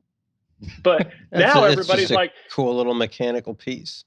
Yeah. So now everybody's like, well, you're into this. Look, I'll go back when things change and the market goes back to normal and there's depreciation. It doesn't change my buying habits at all. I enjoy this stuff. And if I can't drive and enjoy it, it doesn't need to be in my garage. It's not there as an investment.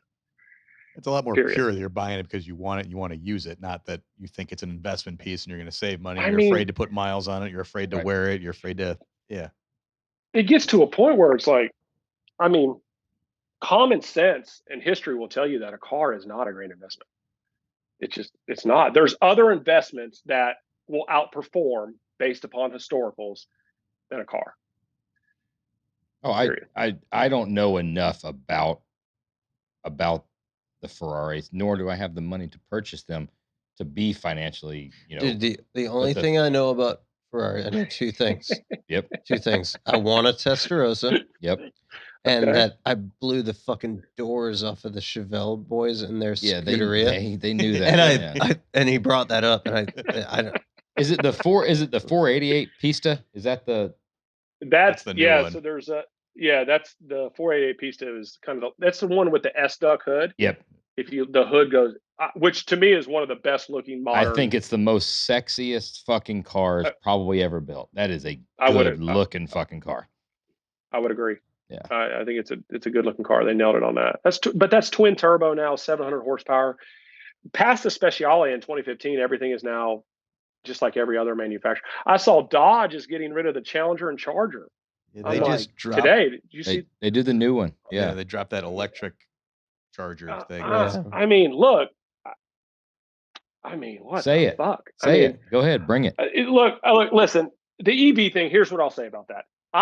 Look, if you can hybridization something and maybe let's use Porsche an example, right? Because we were talking about typically a high revving, high compression engine doesn't have a lot of low end torque, right? You guys know that very well. Okay. So, hey, if we can maybe put an electric motor and get a little more, low end torque on it, look, I'm sure we can adapt to that.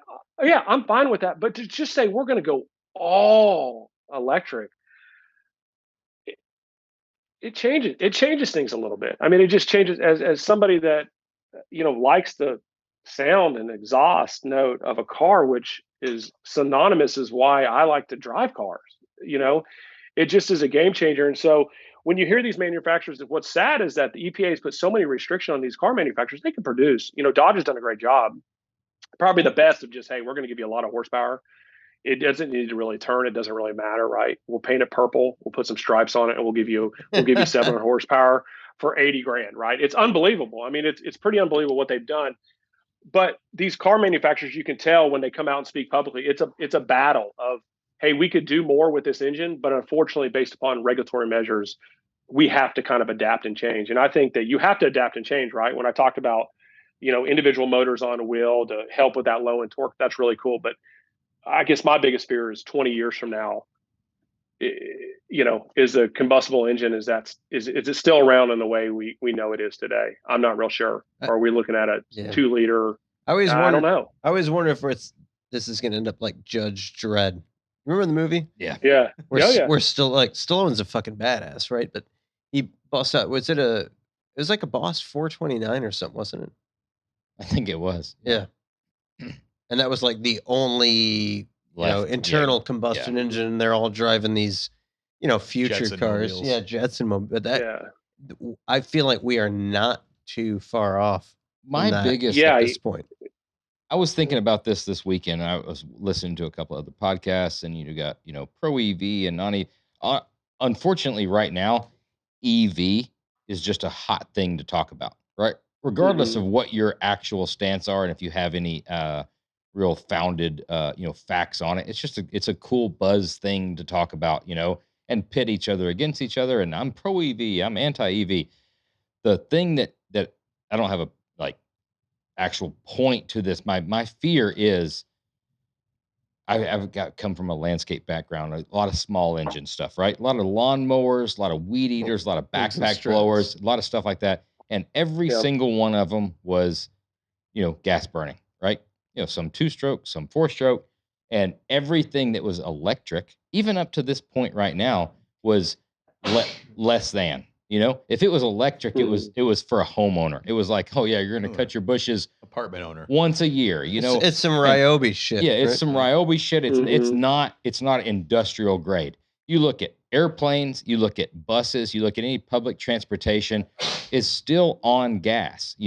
And you're talking about automobile space, right? The most used by humans out of everything. You haven't gotten all of the other easy things right yet. You haven't made a good backpack blower electric. You haven't made a good hedge trimmer electric. You haven't made a good public transportation bus electric. You haven't made any of these other things electric work yet. And now we're going to say, you know what? Fuck it. Let's just go to cars, and everything's got to be electric by a certain year. That's my fear, is it's just the cool thing to say and do, but they haven't really put a lot of thought and effort into making it right. You got an electric jig? You got an electric jigsaw? No. Well, okay, it's plug-in. You're right. Yeah. All right, a jigsaw. But nobody uses a fucking jigsaw. Who uses a jigsaw? What are you talking about? You don't use a jigsaw. When do you use a jigsaw? I just used a jigsaw the other day. To do what? To cut, yeah. Because I had a bunch of overhang on the half pipe, on Wyatt's half pipe, before I routed it down. Yeah. I just ran a jigsaw. Oh, you drill a hole and you skill saw on both sides. Those are electric. You can't. Do you have a gas-powered skill saw? No, but that's cutting wood is different than transportation. Josh is showing his age here. Dude, fucking Josh's saws are still manual. You got to crank it. Yeah, like I see where you're going with that, but that was like the worst way to make that point. No, when you're out in the yard, analogy. No, wood tools are different. They've always been fucking electric. Yeah. I'm talking about yard tools, stuff that's traditionally been gas. They still haven't been able to overcome with electric. Yeah, name an electric lawnmower. Name an electric backpack blower. Name an electric weed eater. Dude. Ego. You are wasting I have the now. I have the blower. You're absolutely like drunk. Tell me why I'm wrong. Because I'm plugging a fucking battery into a leaf blower and blowing the fucking deck off long before I'm firing up, like I'm changing the plug and mixing some 2-stroke fucking gas it's absolutely on a faster, backpack but you're blower. doing it for 15 seconds, 30 seconds a minute, right? It's not going to do the job better. If you had to blow a shit ton of leaves, you're going to go to the gas burner, right? No, there's there's no landscape companies out there using electric shit. Right. If I'm doing the entire yard, right. Correct. Oh, and I'm not saying that you can't do the thing. You can make electric cars get you down the road, right? But public transportation is still fucking gas. And there's a lot. I don't disagree. Yeah, I think that the industrial aspect is much more difficult.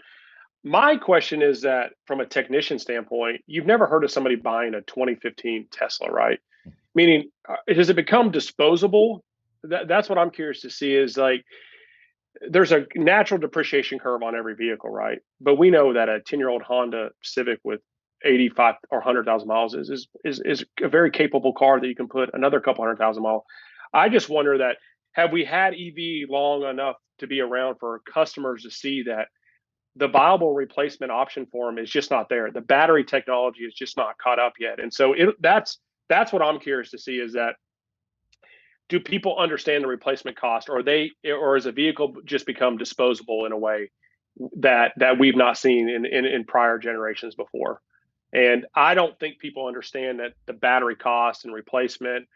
We know that the motor assembly, they're pretty. I mean, it's a rotating mass, right? We know that it works, and we know it works really well for a long period of time. But there's a multitude of other components. My wife just sold her Tesla because look, there's some finicky aspects of these things that are just not easy to overcome without a very qualified technician that can run a computer. Where a lot of Americans in general don't have that luxury or income to be able to afford these vehicles. And so I think it'll be a slow burn like everything else. There's so much more to it. Yeah. You got an 84-month finance, right? And you've got a 36-month get rid of it. It's done, and there's so many people in the middle that are going to, like you said, buy a 2015 Tesla. What do you do? Where do those batteries go? Where does all that stuff, where does all that tech? You know what service is like at a Tesla service center right now. I mean, waiting in line and getting that thing fixed. That's one reason we got rid of it, is because the vehicle demand has been through the roof, and they don't have the infrastructure to be able to service them. So if you have a problem with your Tesla, they would quote you 3-week lead times to get your car in. That doesn't work for most people. I'm not anti it at all. I think there's some fucking cool shit that can be done with it. And me too. I take everything in moderation. I take everything with I guess the proper amount of moderation of this. Yeah. This can exist. This is fucking cool. Everybody wants to look at everything. The next thing is a replacement for all else. Well, this is the next new thing. Dude, the best case scenario is like it exists, you roll it out, and if demand like requires it, or if demand shows that is going to just supersede internal combustion stuff, then you roll with it. But if not, I think there is a lot of demand. Oh, there's great demand. Conversation. Look, I'd love an LT6, okay, in my 69 Camaro, right? What is that engine, the new one? 670 horsepower naturally aspirated, 620? Yeah. Something crazy, right? And then you throw on, an electric motor, a couple electric motors, and now you got, 800 foot-pounds of torque. I mean, look, that's cool. A gearhead that sounds like a lot of fun, right? But like you said, it's this fine balance. But I believe if you guys, which you guys will, you're going to have an EV products, and I'm sure you're discussing that now. The demand it's there, and people are. I think it's great that you have these large manufacturers that have kind of shown you a little bit of a path to go. Right, it's small steps in order to get there. Nobody has gone full electric except Tesla. Obviously has always been that way. You have Ford coming out with a pickup truck, not as big a deal, right? I drive a Ford F-150, and if I didn't hear anything on it, I'm okay. I'm kind of over the 45-degree angle 4-inch tips with cherry bombs on the back, right? But I do think that there's a level of interest in EV that is just not going away, and I think there is real demand that you guys will continue to see over the years. You know what's crazy? To your point, I could be a little drunk. That's fine. I don't mind. Do you think it's fucking wild? I'm sitting here listening to you talk about this. Roughly 100 years ago, it was two brothers in North Carolina that's like, we invented flight, right? We can now fly. We couldn't fly, and now we can fly, right? And everything that came about that, after that, and the amount of planes and how many people fly and take it for granted. And we're at 2022 with the amount of corporations and the amount of money and everything that's on and nobody has really figured out the whole EV plan. And this is just an electric version of something that we've been driving around for 100+ years, right? It's wild to think that we've been fucking around with this shit for a long fucking time. And there's so many different aspects and so many different directions, so many different people that think they're going to develop these batteries and these motors and there's no standardization, all the plugs and the different wiring and the charging and stuff like that. It's the wild west again. It's no organization, It's funny how long we've been screwing around with on the road, on the ground, electric motivation. And it was, a very short period from we can't fly to now everybody's flying. And that's a bigger transition than electric version of cars versus gas burning of cars. This is true. It's wild to think about. So next up, before we get into our standard questions, tell us about Jaggers and if you're going to open one up in Illinois, because we looked at the menu a little bit before we got on, and Jeremy was eyeing the 100-piece chicken fingers. You can get online and order a absolute mess of chicken fingers, and they look delicious. Yeah, if you look at the Saxton Group and what we do today, you can see we're sort of a one-trick pony. We've stuck with what we're really good at, and we've repeated that, and that's with McAllister's. We're constantly inundated with information on people wanting us to become franchisees of other brands, and we just haven't found something that we really like or enjoy. A couple years ago, though, Texas Roadhouse, which is huge publicly held company, highly respected in the restaurant business, started developing a QSR or quick service or fast food for the commoner, and it was something that really interested us. The product's made in house, high level of service. Their company culture is very similar to how we are today, and so we took interest in it and flew up to Louisville a few times. Obviously, tasted the product. Went through and kind of an inundation of kind of their culture and what they're looking for in a franchisee. And then last year we signed a development agreement. So unfortunately, we will not be opening in your part of the country. There is Jaggers. Texas Roadhouse is based in Louisville. So there are Jaggers there in Indianapolis. There's a few, and they're going to be growing across the United States. But our first location is going to be in Longview, Texas, which is East Texas. We have an existing McAllister's there. It's one of our best markets. And it's been a couple years to get to this point. So we're excited. We're about to break ground in the next 60 days and hopefully be open by March of 2023. So that's burgers, awesome. Fries, shakes. Yeah, it's great product, great customer service, hospitality, everything that really fits into our company culture. And so, we're really excited about launching it. It's taken a lot of work to do one restaurant, so we're ready to do one, and then hopefully many more after that. Sweet. We look forward to it. We travel the country quite a bit, so we'll be on the lookout for some Jaggers. Great. For sure. Yeah, I'll be getting after those chicken tenders. I don't know if Phil's gonna be diving into those milkshakes or not, but again, Phil knew that was coming. He'll definitely dive in. Yeah. Oh yeah. Yeah. I'm a gambler. Before we get into the standard questions, though, I'm going to give you a little piece of advice on the Waffle House thing. I know it's not your brand. You should get a pen out. This is going to be insightful. Go to Waffle House. Go there sober. Anybody that's listened to this podcast long enough, they've heard this piece of advice. But for any new listeners, this is a life changer. Yeah, you can order whatever you want to order on the menu. I personally suggest the All-Star Special. However, if you want to do steak and eggs, do steak and eggs, absolutely. But order a waffle. And tell them you want it waffle. You want your waffle light, and then tell them hold it till the end, right?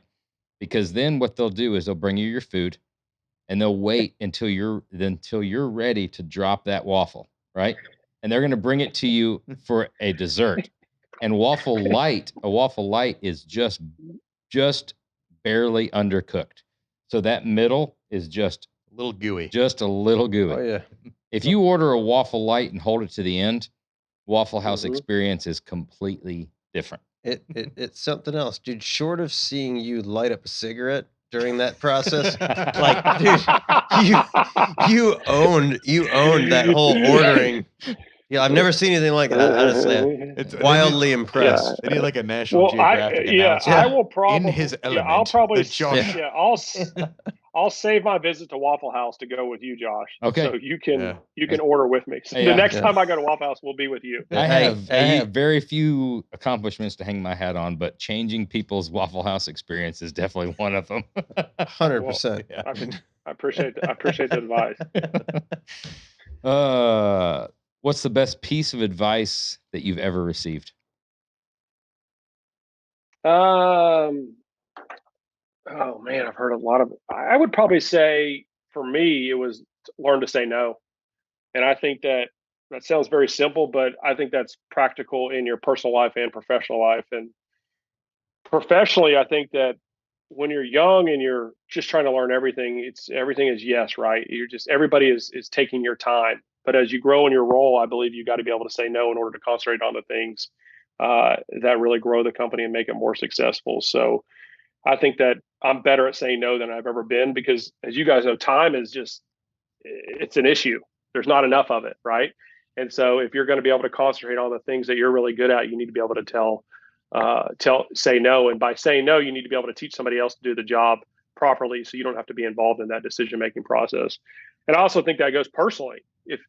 For me, if I'm not with my family or working, I mean, I'm with good friends and we're cutting up and we're having a good time when we're talking about cars. Other than that, I mean, you're never going to see me out with somebody that I don't really like. If I'm out with them, it's because I want to be there with them. I don't waste time with individuals that I have no problem if somebody asks me to dinner and no, politely, right? I'm not going to be that sounded That's a pretty good polite. piece of advice. But because you guys know, as you get older, your kids meet friends. I don't have time for that shit.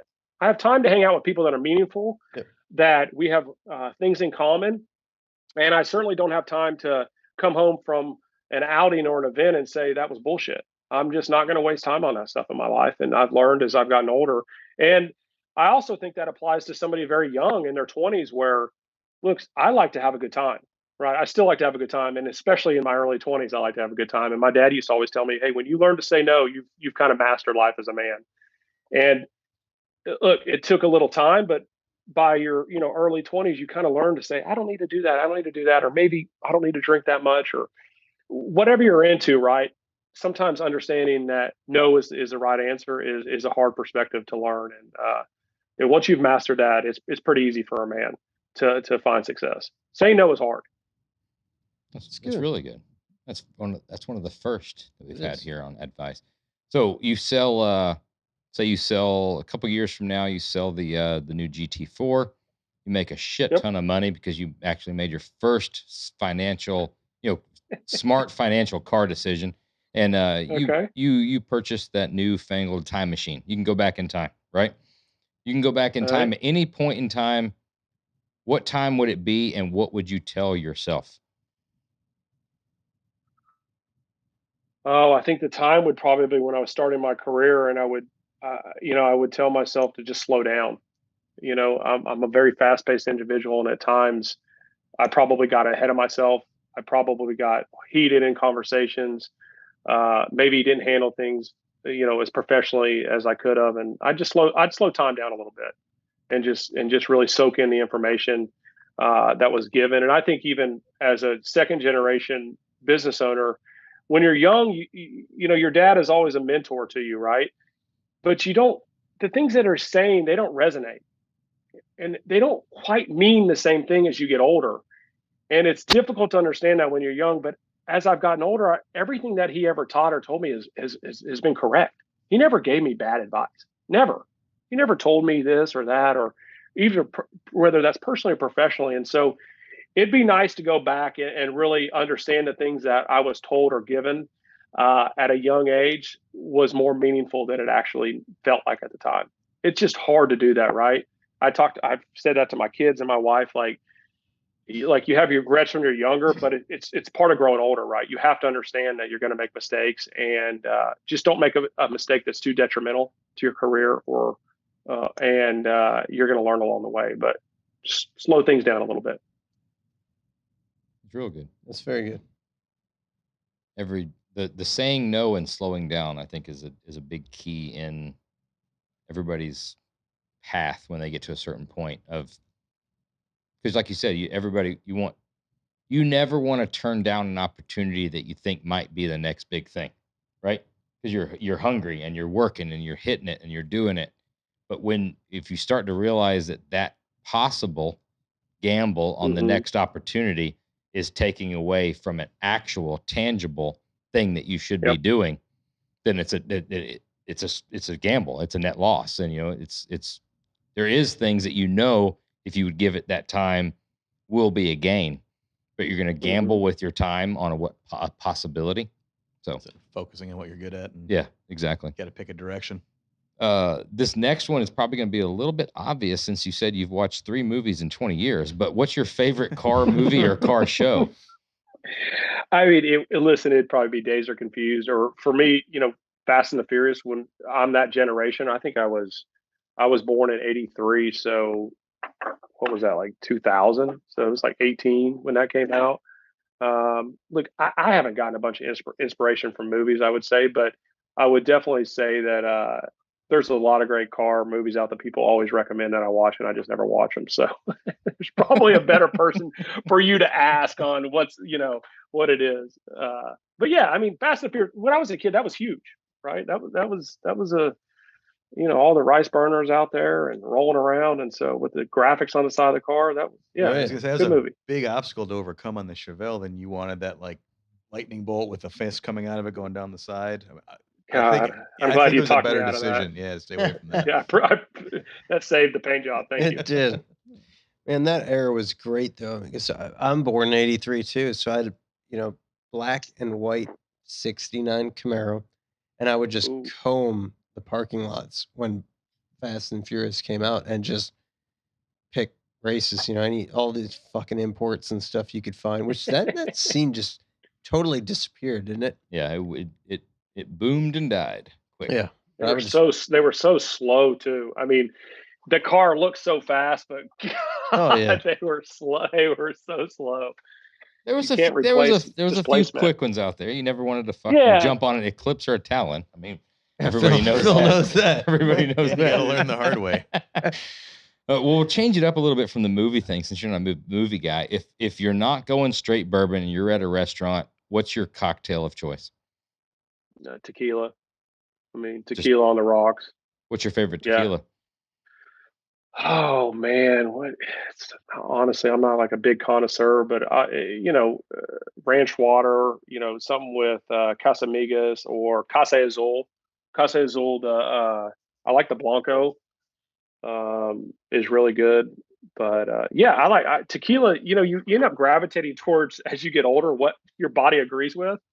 Right. Sure. AKA your hangover isn't as bad. And so I found tequila processes pretty easy, but I tend to switch it up depending on the seasons. If it's in the warmer months, I don't drink as much bourbon as I do in the wintertime. So the warmer it is, typically the more tequila and beer, and then in the wintertime I'll switch to the darker, heavier beers and bourbon. Nice. Whiskey. Have you tried any of this stuff or come across Corazon? They did some special editions with Buffalo Trace.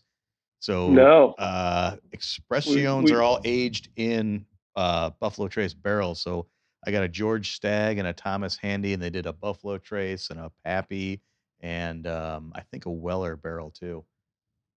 Great, thanks. Send me a couple bottles, please. Absolutely. Get on it. Phil's our go-to tequila guy, because I haven't just started messing with gotten into it. Yeah, I had a bad once you get into my 21st birthday, and it's not like that anymore. It's not, it's not Montezuma. Remember the Montezuma? I remember the Jose Cuervo, man. Yeah. I mean, well, the Montezuma was a step below. And plastic bottle. It's a plastic, like the Taka vodka. Remember the Taka bottle you mix with Gatorade? yeah, I like tequila a lot. Yeah, I was trying to explain to him like I got back into drinking it and used to be like I'd smell it and throw up just from bad college days. So how did you get past that? Because that's where I'm at. I just tried drinking Get a some good of this one. good stuff. Yeah, find a good one. And it's smooth to drink it on the rocks, and I was blown away. It's got the same characteristics as bourbon too. The way they're making it, they're aging it. I mean, the days of it just, I don't know what we were drinking, 20 years ago. It's it probably was the just equivalent of drinking drinking Jim Beam straight. Like you're gonna probably violently throw up after that too. Right, but now you have people, craftsmen involved in making the distillery, and it's good. It's a good product. I'd recommend it. I'll get you on it. And last but not least, the one everybody stays around this long for. That's what's in your pocket. Right. That's what's in your pocket. It's time to do a pocket dump. All right, let's see. So I took it out of my pocket because, like Jeremy, my pants sometimes are a little tight, right? Yeah, my man. My man. There you go. Okay. So first we got the Benchmade Osborne. Yeah. I was rocking that. Damascus. Oh, good. Damascus. Good Roadster Shop color combo on that guy. This is. And then wallet wise, it's my Roadster Shop. Nice. Okay. I listen. I have listened to enough of your podcast. Quit fucking around with this other stuff. I'm telling you, this is unbelievable. Okay, I got $20 in my wallet. I got 10 cards, and I mean, simple, close, efficient.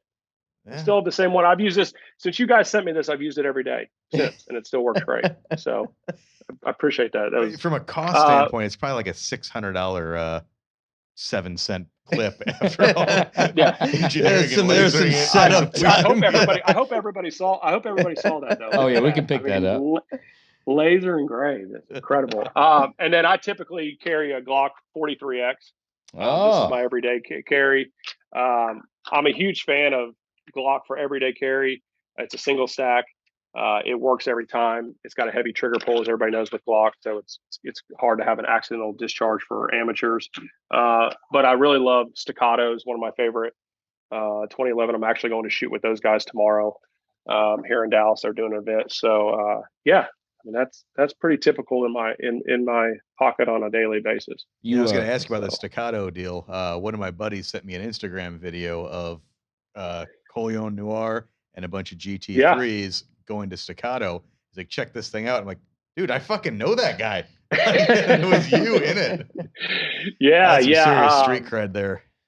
Yeah, no, that was a fun event. The general manager of Park Place Porsche here in town is a good friend of mine, and he's good friends with Coleon, and so they know I'm a gun enthusiast as well. And Staccato was putting on an event for him, so we met up here in Dallas. We drove a couple hours down to Georgetown, which is north of Austin, and got to tour their facility.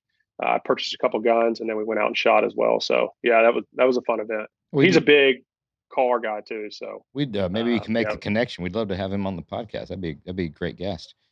On the easily make that connection on the 43X. So you're still rocking the stock Glock mags? Yeah, it's completely stock. Haven't done one thing. I keep these away too. Like people that work for me for Christmas, I just think this is a great. People like to hate on a Glock and say, "Hey, it's not the best shooting gun," or this that. I don't disagree with that, but I think for an everyday carry, I believe that it's a simple gun, easy to clean, and for somebody that wants a low profile, appendix carry is what I always do, right? Yep. And that's one of those things. Start carrying a gun 5 days a week, and 2 weeks later, you'll change your idea of what you thought was cool. Yeah. Yeah, and it doesn't. It's like anything that the more you do it, the less you think about it, and so you got to find the right holster and the right gun for it. And I don't think anything of it anymore. It's like throwing a knife in your pocket. I've been carrying that 43X for a while now. I really like it, but you got to check out the Shield Arms. They do a flush fit. I like that. 15 round magazine, so it's still flush fit, but it's 15 rounds instead of the 10. And then they do an extended 5 rounds, so you can do 20 rounds with an extendo in that 43X. So I do a 15 round in the gun, one in the chamber, and then I've got a spare as a 20 rounder. I mean, that's a small gun to have, 36 rounds on you at all times. And it's a good gun. But I tell you, SIG's got something new out we're going to talk about here in a little while that's might be pretty sweet. Might be a game changer. But have you ever shot a Q? Their like AR platform. Q is a manufacturer. No, we've drooled over the honey weasel or honey badger and the sugar weasel. Yeah. Here's a honey badger. bam. Here. Ooh. Yeah, look at this. I mean, the setup on these it's Yeah. they're badass looking. Have you ever been on Grab a Gun? Have you ever heard of that website? No. No. So go check out Grab a Gun. My friend is the owner of it, and just send me an email if you ever need anything, and he can typically get these for people that would like one, and so just let me know on them. Oh, you Great got gun. Trijicon MRO on there and a Surefire. That thing's dolled up. Yeah, it's dolled up and it's ready to roll. Well, Matt, it's been great. Yeah, it's been cool, man. Yeah, it's been awesome just to have a conversation and shoot the shit. I think that I know I did. I hope the listeners will get a little tidbit on how to start your morning, how to go through your day on how to kick a little ass. Yeah. Yeah, I'm a simple person, so hopefully people enjoy it, and I enjoy being on with you guys, and congrats on you guys' success, and it's been great seeing the evolution of the Roadster Shop and what you guys have done, and so it's a lot of fun. It's a lot of fun to be involved in the hobby now, and as a consumer, there's a lot of great options out there, and so it's never been a better time if you have the discretionary income to be able to hire somebody to build you a badass car or a chassis or whatever component you need for your car. So awesome. When are we going to see you again? Well, I don't think I'm coming to SEMA this year. Unfortunately, I had something else that popped up. I have to go. I'm going on the Barrett Jackson Road Tour, and I know Phil mentioned you guys might send some people, or not sure what you guys are doing that. So. To me, that's the best route it's ever been. So I'm super pumped sending out a GT3 for that. And I'd send more cars if I knew people would come out and drive them. So yeah, I'm around. I'm in Dallas all the time. So are you going to be in town for the Good Guys show in Fort Worth, or is that the same time as the road tour? Isn't that usually a little later in September? I don't know. I usually go to. You guys don't go to many. You don't go to many shows anymore, though, do you guys? We're there. Yeah, Roadster Shop's there. Your team. Yeah. I'm talking about you guys. Yeah. So I haven't seen you.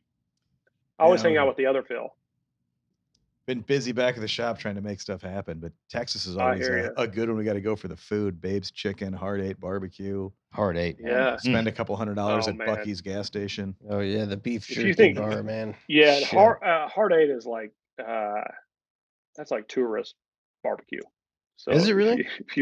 It's tourist barbecue. We don't have much in Chicago. We got. It's like me coming up there and eating at like Luminaldi's for the best pizza, right? It is good fucking pizza, man. Or Portillo's. It's good pizza. I agree, and Hard 8 is good, but you know what I mean. There's always that secret spot somebody else knows. Well, you gotta hook us up then. You're leaving us hanging here like a bunch of assholes. Like a bunch of posers over there. Yeah, it's good stuff though. Well. Big thanks again to Matt Saxton. Check out Matt's collection via Instagram at Saxtons_garage. Matt, it's been a pleasure. Been awesome, dude. Awesome, thanks, guys. Dude. Appreciate you. it. Look forward to seeing y'all soon. Thanks. Absolutely. Later, guys. Absolutely. Later, man. Bye. It's time for On the Gas. And this week, we got something a little different. For On the Gas. What is that? That is a little outside the automotive industry. I guess way outside the automotive industry. And that's Sig Sauer Inc. And they've got a brand new gun. They coming out with guns like every single week. It's difficult to keep up, but this newest one I think has caught all of our eye. This is the P365 Macro. So it's I guess the P365 2.0. I mean, however you want to say it. I just got a 365 last year, so I'm glad they came out with a new one. Yeah, absolutely. You got to keep going. Something else, and you've got a 365 as well. Sure did. So this one they've changed the grip module a little bit to do interchangeable back straps. Let's see what we got. Send it. Yeah, P365 Macro. So they've changed the grip module. So you got interchangeable back straps to kind of fit your hand. Integrated compensator. It's already optics cut. And they also went to a new mag design. So I think, if I'm not mistaken, this is like 17+1 9mm. in a very small package, compensated. It's a badass gun. Compensators built into the slide. Yeah.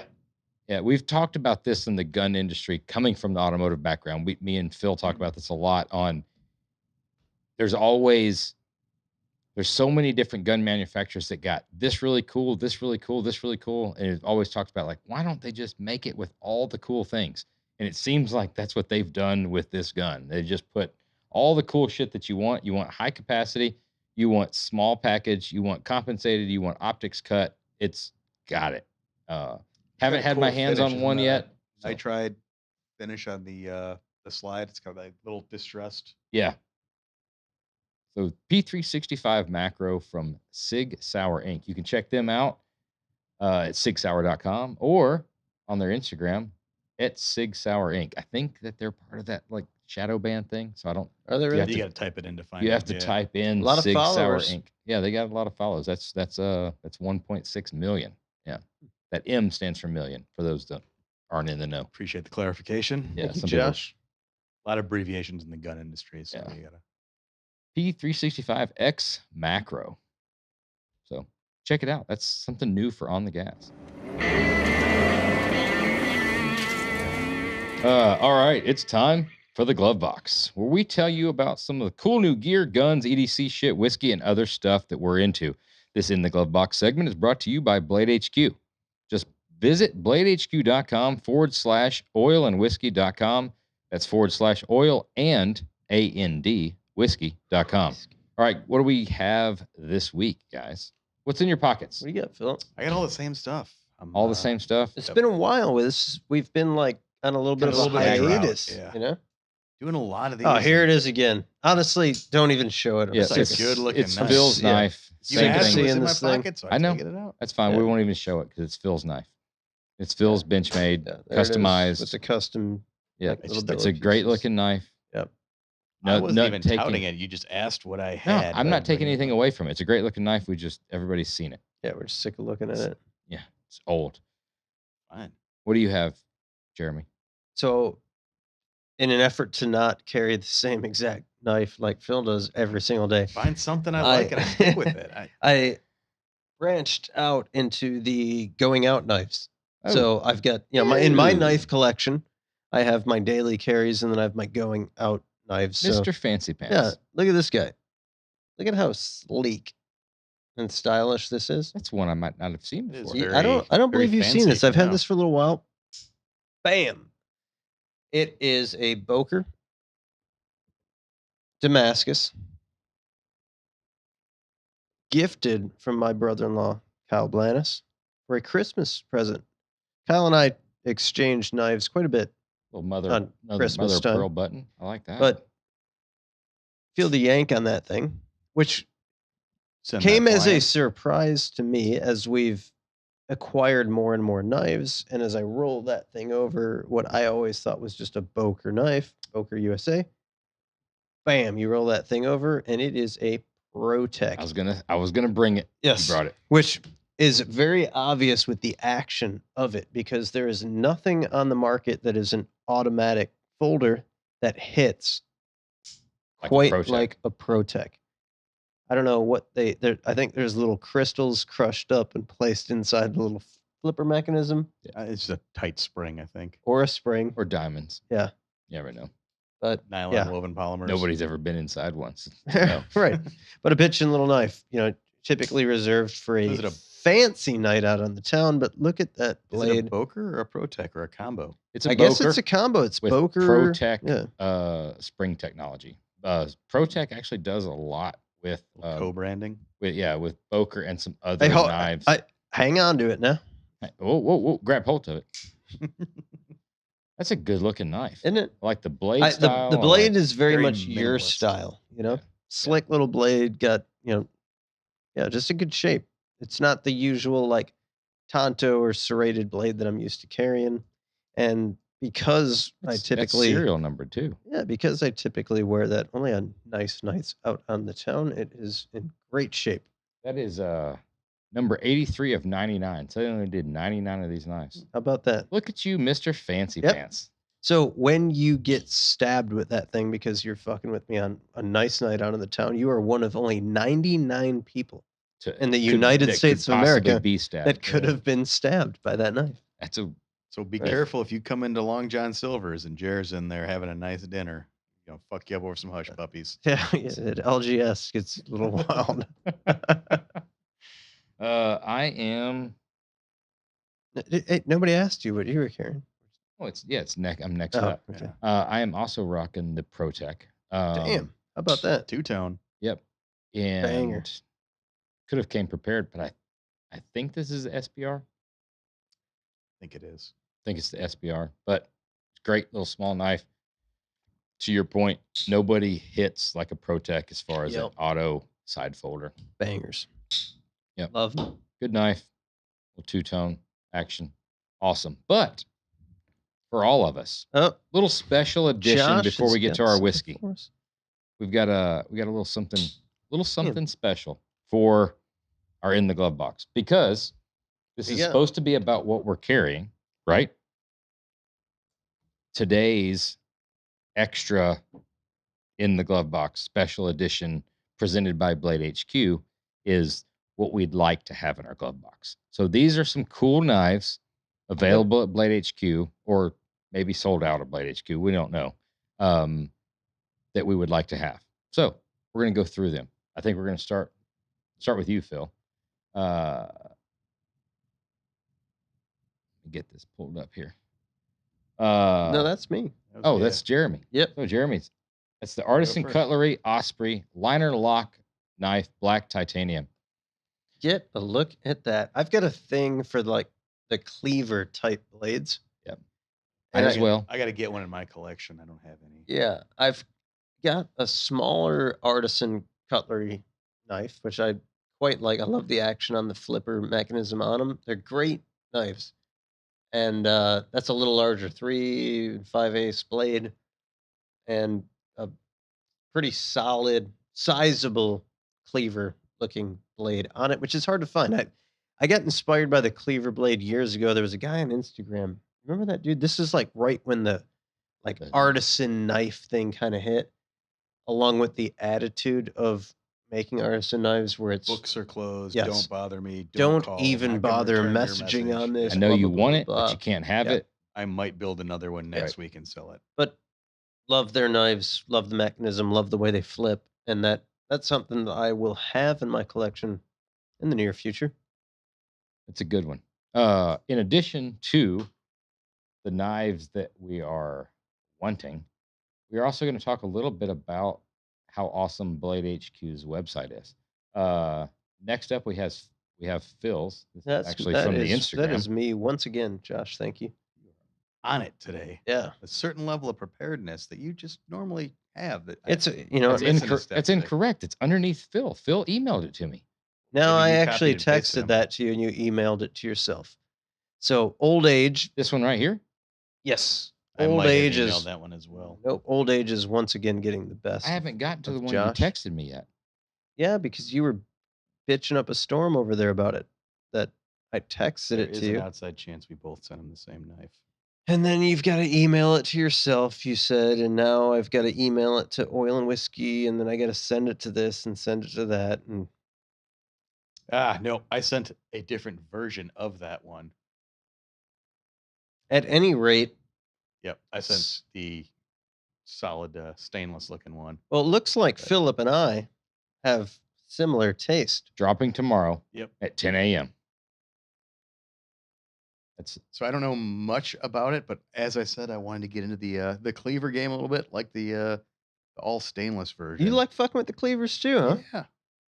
Yeah. Right there. That's what I'm talking about.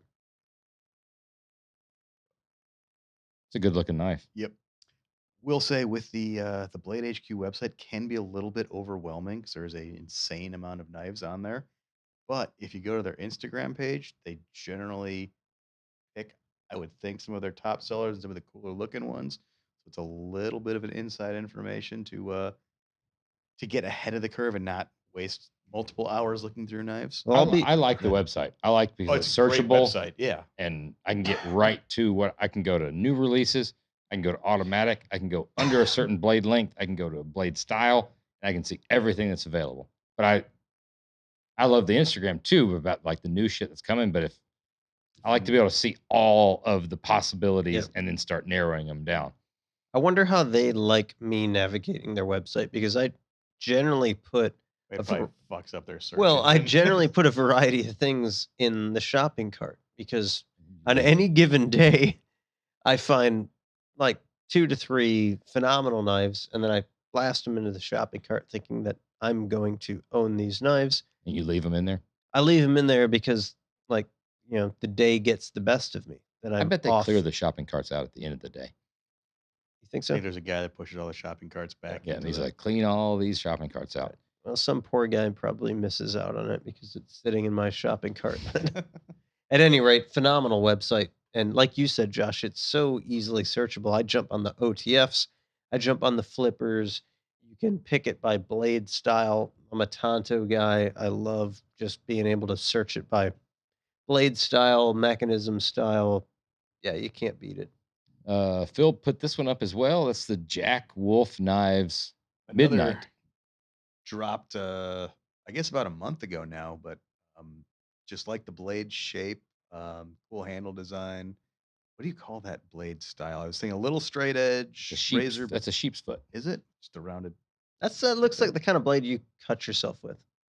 You know? Yeah. You're gonna cut the shit out of yourself at least once. You look cool doing it. I like that knife. I like the design a lot. It is good looking. I like the breakup on the handle between the G10 and the aluminum. And I think my last one. Yep. This I've had my eye on for a while. I just wish it wasn't green again. They got it black right there above it. Yeah. That's you don't have to deal with the green because it's in black as well. There's 2 of them. That makes sense. Yeah. That's got like a little tumbled finish to it. Yeah, I like the blade. I wasn't a huge fan of the black handle, but like the machine work on the handle, cool texture, like the textured blade. Is that a flipper or an automatic? It is a flipper. That's a flipper. Yep. A Kaiser's a good brand too. Kaiser's a good knife. I've got myself a Kaiser. Yeah, that's a really good one too that you've got. And let's see. Next up, pull up Josh. Josh has been eyeing up the Swiss Army knives. I'm assuming that's what you're pulling up here. No, I'm actually looking for. So we spoke about Protec's collaboration with Boker, and they did their automatics. Arcform is another brand that did a knife with Protec a while back. That was it's an Arcform slim foot auto. Arcform, dark form. Yeah, that's a pretty good looking blade there. It's a great looking knife. These are all flippers. These are available, but the Arcform slim foot auto is a fucking unicorn. You cannot find that. You cannot find it anywhere. But I think I'm just becoming like, I can't wait any longer. I'm just going to have to get the liner lock or the flipper. It's a good looking knife. I had my eye on it for a while. I want the auto that protected the mechanism in, and you just can't find it.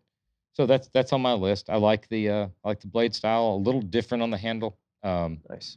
Yeah, it's good. Arcform is a cool brand. They got some really. I love the shape. Yeah, it's a good one.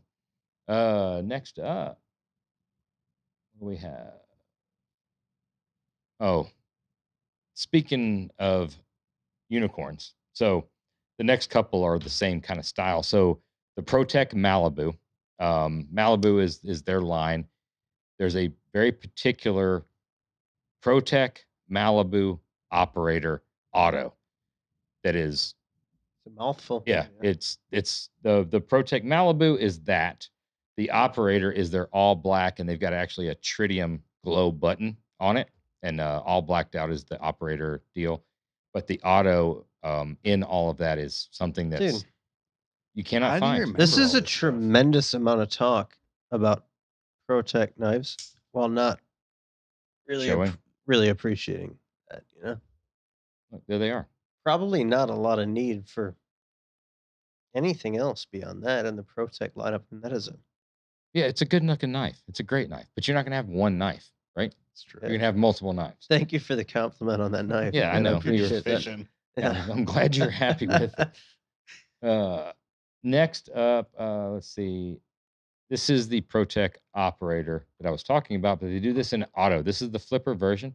It looks like the exact same knife. No, the operator has the tritium glow button, and it's all black. Was the last one not all black? No, it It's had the some other colors on exact it. same knife. It's different. Yeah, exact same knife. It's different. To a trained eye, it's different. And the last but not least, we have the new yet to be dropped. Well, it says you can add it to the cart right now.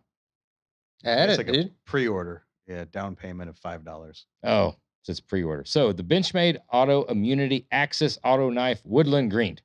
Woodland Green. That's a good looking knife. That's the only picture we can see of it. They had it on their Instagram. They've got it under new releases, new arrivals. I brought up earlier what I thought was a valid point, and then I was promptly put in my place by saying, Like who? both of you. Yeah. It is a cool looking knife. Couldn't tell from the angle how long the blade is. That's easily fixed, Phil. If As you just scroll down to the right. scroll down right here, they say the overall length. That's the cool part about their website is every knife that's on there, they've got overall length, blade thickness, blade material, hardness, blade style, all of that. That's the Warncliffe? Yeah, it's the Warncliffe. But if you're on the Blade HQ website, we're going to talk a little bit, briefly about this. It's very easy to navigate and search by what you're looking for. Or if you're new to knives, you're a hot rodder, you're in the automotive industry, you're like, you know what? I keep hearing these dumb drunk asses talk about these knives. I think I want to get myself a knife. And you have no idea what you're going to get into. You don't have no idea what you're looking for. You have no idea about budget. That's the cool part. You can go to say I want something new. That's the new thing. You go to new arrivals. Boom, they've got all the new arrivals. You can sort this by the newest, low to high on the price, high to low on the price, or if you wanted to for alphabetical order, if you knew the brand that you're looking for. So I mean, you can get a knife. When we read these ads that sound probably very red because they are red, and it's a knife to fit any hand, any budget. They're not lying. If you got a $12,000 budget, there's a Yeah. knife for you right You there. can get yourself a $12,000 knife. If you go and you reverse this, let's go to low to high.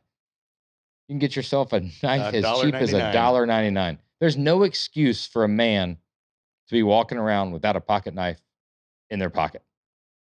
Absolutely none. But all kidding aside, the Blade HQ shit is amazing. Oh, the website's great. And you can even see coming soon stuff that's not dropped yet. That's what we were looking at earlier on the how we find that Benchmade. This is all the stuff that hasn't been dropped yet. You can put a down payment and go ahead and do your pre-order. I mean, there's some Civivis there. The James brand, another great brand. We got to start talking about this Buck stuff in a while. Yeah. Buck is bringing it. They finally come around, huh? Yeah, they started stepping it out. I don't know about the quality yet, but that's that knife in burnt bronze. The full immunity, and there it is in charcoal gray. Yeah, I've had a lot of customers, I know you guys have as well, ask for knife recommendations, knife advice. A lot of stuff out there. And I think it's mostly personal taste, color, blade style, finish, details that you like. Pull the trigger on one, and then you're probably going to end up getting 2, 3, 4 more. Yep. It's always the one you don't have is the one you want. And the cool part too, I mean, you can search it here by blade length. You want it less than 2 inches.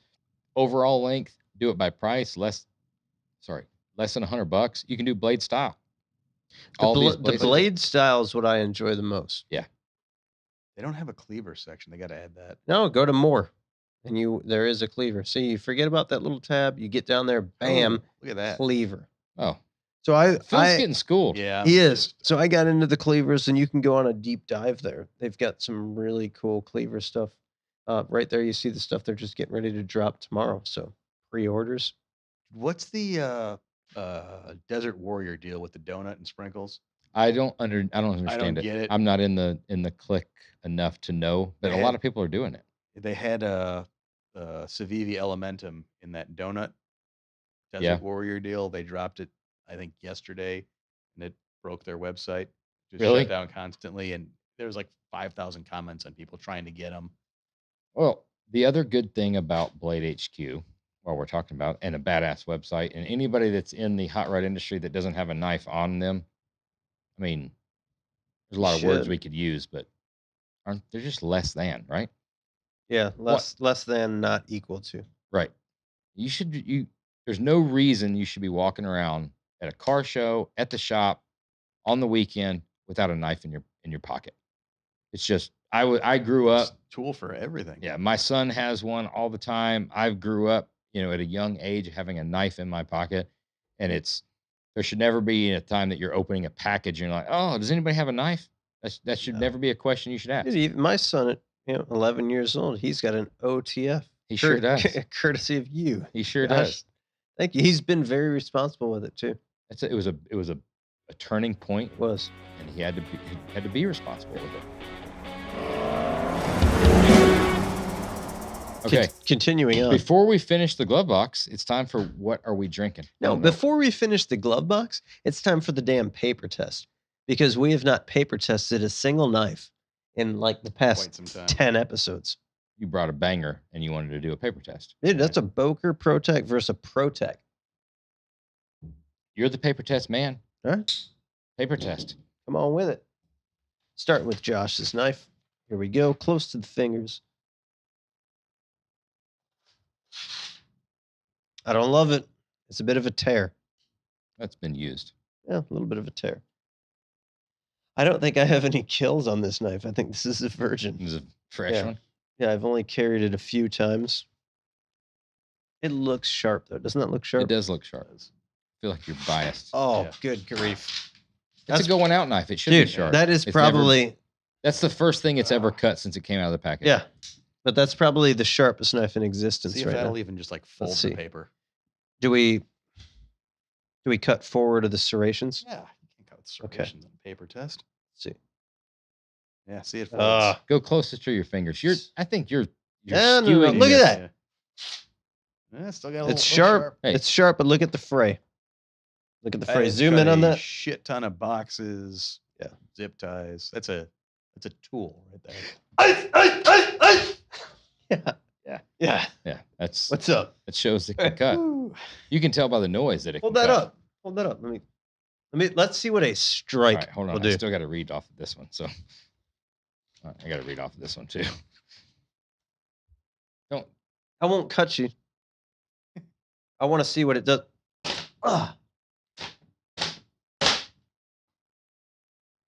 Yeah. Dude, if you're ever in a dark alley and somebody's holding up paper, I'm not. They're They're moderately injured. Yeah, they're done. They're done. That's got a good feel to it. That's a phenomenal knife. Wow, that's a good knife. Yeah. Man, I'd like to carry that knife. Mike Ring almost stole it, so Yeah. he was. He fondled He this really thing. wanted it. He liked the billet of it. What are we drinking tonight?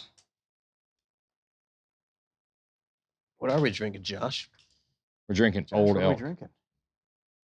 All right, let's You get made rid of a this. mess. Sorry, Made a sorry, I made a mess of mess. this place. I apologize for that. I was enjoying my first usage. We're of this here drinking blade. the Old Elk Infinity Blend. Infinity Blend. All right, fucking stop. You made it weird. This is popping up as of late, a lot of different places. Yeah, it's popping up in the display case though, because it is not something that sits on the shelf. No. Two things before we get to our review. Two things. First, initial impressions. Spicy, but I love the taste. Yep. Number 3, gets you drunk pretty quick. The It- proof. The yes. proof. Yes, The it's a proof banger. is in the pudding, my friend. The proof. Yeah, that's only a third gone, and I you know. two are Yeah. fully gone. Yeah. I wouldn't say we're fully gone, but Yeah, You're you know, 3/4 gone, and it's a Yeah, third gone. 3/4 gone. We've I would been agree with that. gone. Yeah. But Can confirm. Yeah. it's also been a lot lower on bottles when we've been. So yeah, we've killed bottles before. I would say first impression was holy shit, this is spicy. Along with, like you said, tremendous amount of flavor. So it's not like it's just spicy and you don't like Right. it or enjoy it. It's a tolerable spicy. Try a little water in there. I think, Little I'll drop. bet you if you cut that with a splash of water or threw it on the rocks, it would probably be really, really good. But I don't do water a lot unless I absolutely have to. It's like swimmies. I can swim. And so I don't, there's no need in them. Water is Right. like swimmies. Well, what do we got here on the back? We've got, this tells you what the blend is, because so that was what I was skeptical about.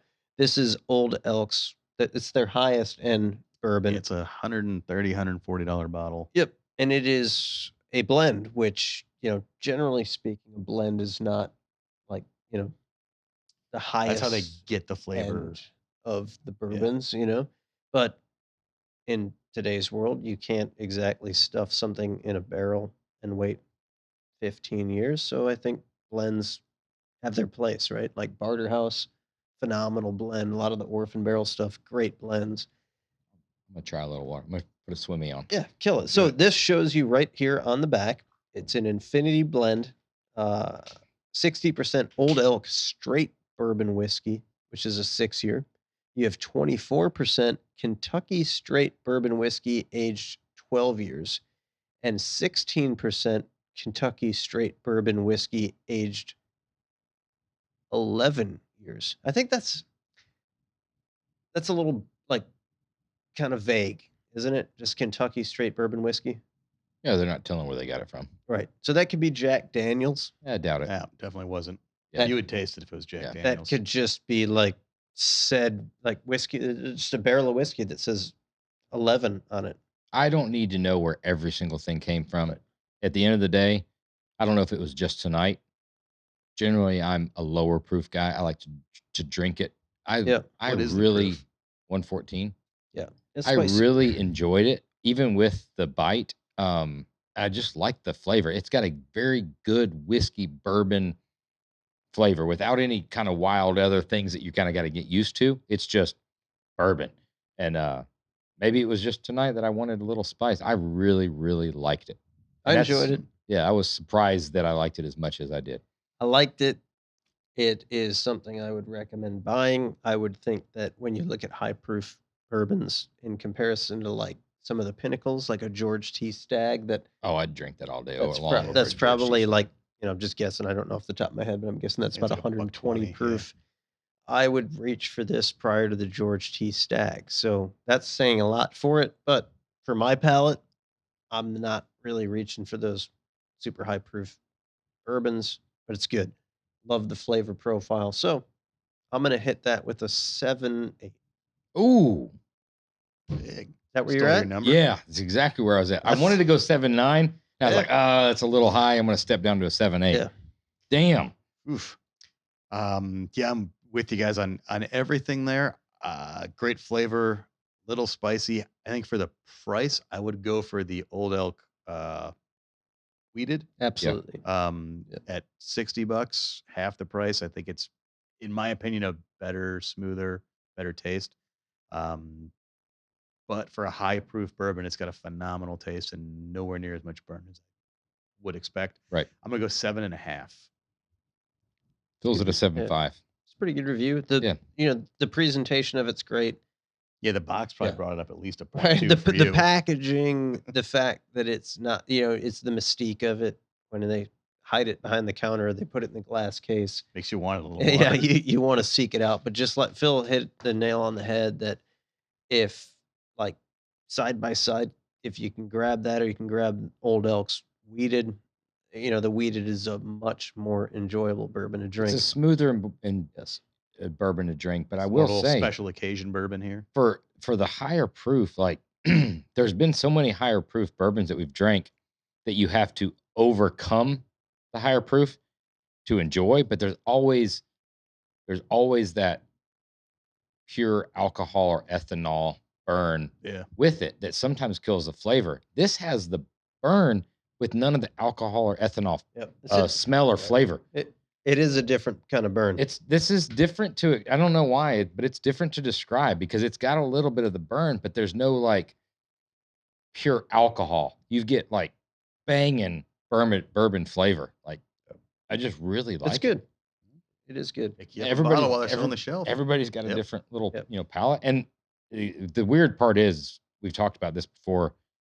off air, like this on a Thursday night at a certain time after what we've ate, whatever is going to taste some way. A week from now, a different circumstance, you're going to get a different. You're like, man, you know what? I'm ready for a lower proof, or whatever. It's just tonight it hit on all cylinders for me. So, Old Elk Infinity Blend, if you can find it, we're all in agreement. We're filing that under a buy it. Yep. Yeah. Buy it. Go on, get it. Have we tried the other two Black Label ones yet? There's a 4 grain and then the other double weeded. I've got the double weeded. Yeah, we got them both here. We haven't tried them yet. I've tried the double. You know what I weeded think at we my need house. to do? I like the weeded way better than the double wheat. There's Old Elk is just a pretty solid brand. I think we all agree we enjoy. So far, everything we've tasted from them is really good. Them on the podcast. We're trying to get set up. Get it. I think what we should, you can get it. I think what we should do is line them up, do a quick flight. do a quick flight of them, maybe on the next podcast, just to review them all because they're available. They're available at a very high quality for the most part. Yep. That we're getting, and it is not a Kentucky bourbon either. No. Where these are coming out of Colorado. Yeah.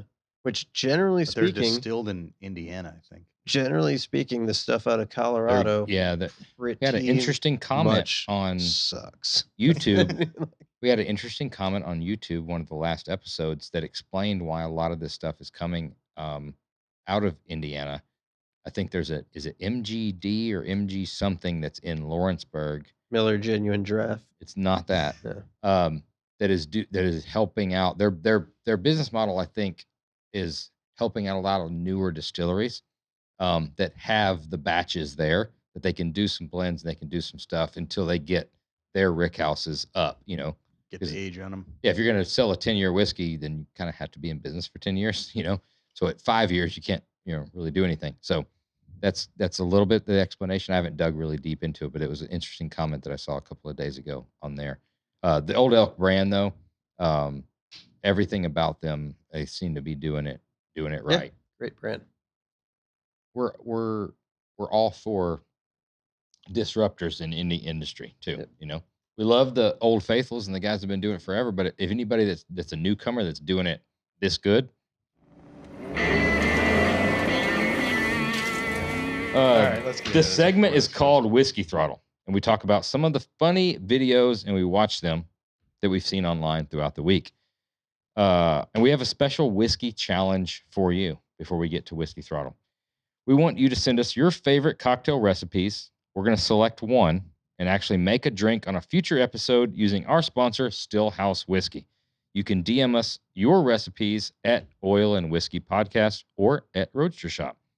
All right, next up, the first video that we have is, you ready? Yeah. You sure? Absolutely. Yeah, let's do it. All right.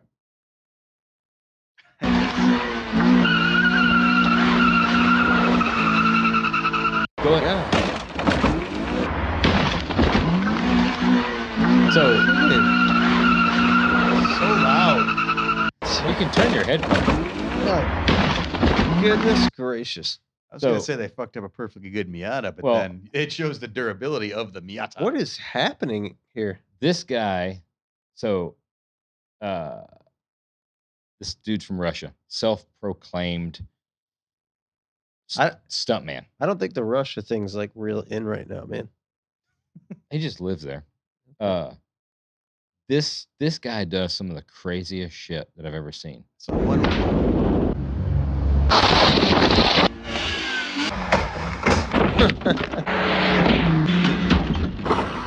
Твою мать!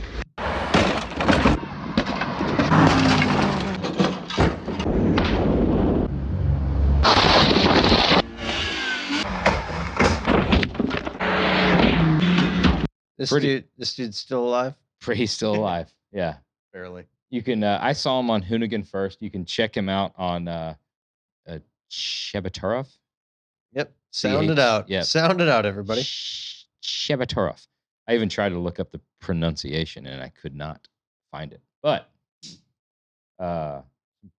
pretty wild shit. I did throw that one in because of the Miata, but it was pretty good. It was decent. The actual stunt was good.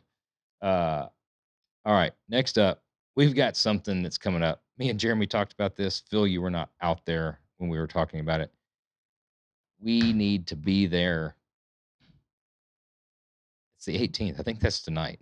I don't think we're going to be there. We will not be there. Yeah, but we need to be in West Virginia for this. It's called the Rough and Rowdy event. Josh showed me this the other day, and it cost me 15 minutes of my life. First of all, I saw this on Barstool Sports. They bring the content. Let me tell you, Dave Portnoy and his group at Barstool, they brought this. This is an event that they put on. It's once a year. It's called Rough and Rowdy. They got their own Instagram page. Didn't they used to call you that back in high school? Oh yeah, I was called Rough and Rowdy for about 2 years. Yeah. Check out Rough and Rowdy on Instagram, and you, like he said, it is fucking gold. But go ahead and give it a listen to Dave. Are we gonna get there? Or are you just gonna talk? Oh, I'm setting it up. This other girl looks like something out straight out of The Hills Have Eyes. Yep. She is a 36-year-old Rough and Rowdy veteran. Whoa. I was wrong on this one. It's really showing. Oh, yeah. It is really showing. Judge a book by its cover. How many fights have you been in? I've only been in 2 in the ring, baby, but I've been on a lot in the street. And how do those go? I haven't lost. I believe you. Back to you guys. Where'd her teeth go? I can't. I'm telling you what, I can't get enough of that right there. But check out Rough and Rowdy. They do a ring girl competition. It's like They going. do It's like a going. shit It's ton of like, fights. It's like going home for Christmas for you. It's like whole Jessica White's family doing a fight night. It is something else. Pretty awesome. Yeah, check out Rough and Rowdy on Instagram. All right, next up. This is a classic, absolute classic case of whiskey throttle. It doesn't get any more standard than this. However, It's the perfect setup. Yeah. It's a bunch of people Yep. standing around. Someone gets on a bike, and there's a fence or a house in front of them. stay around for the commentary after. That's my favorite. You guys ready? Send it.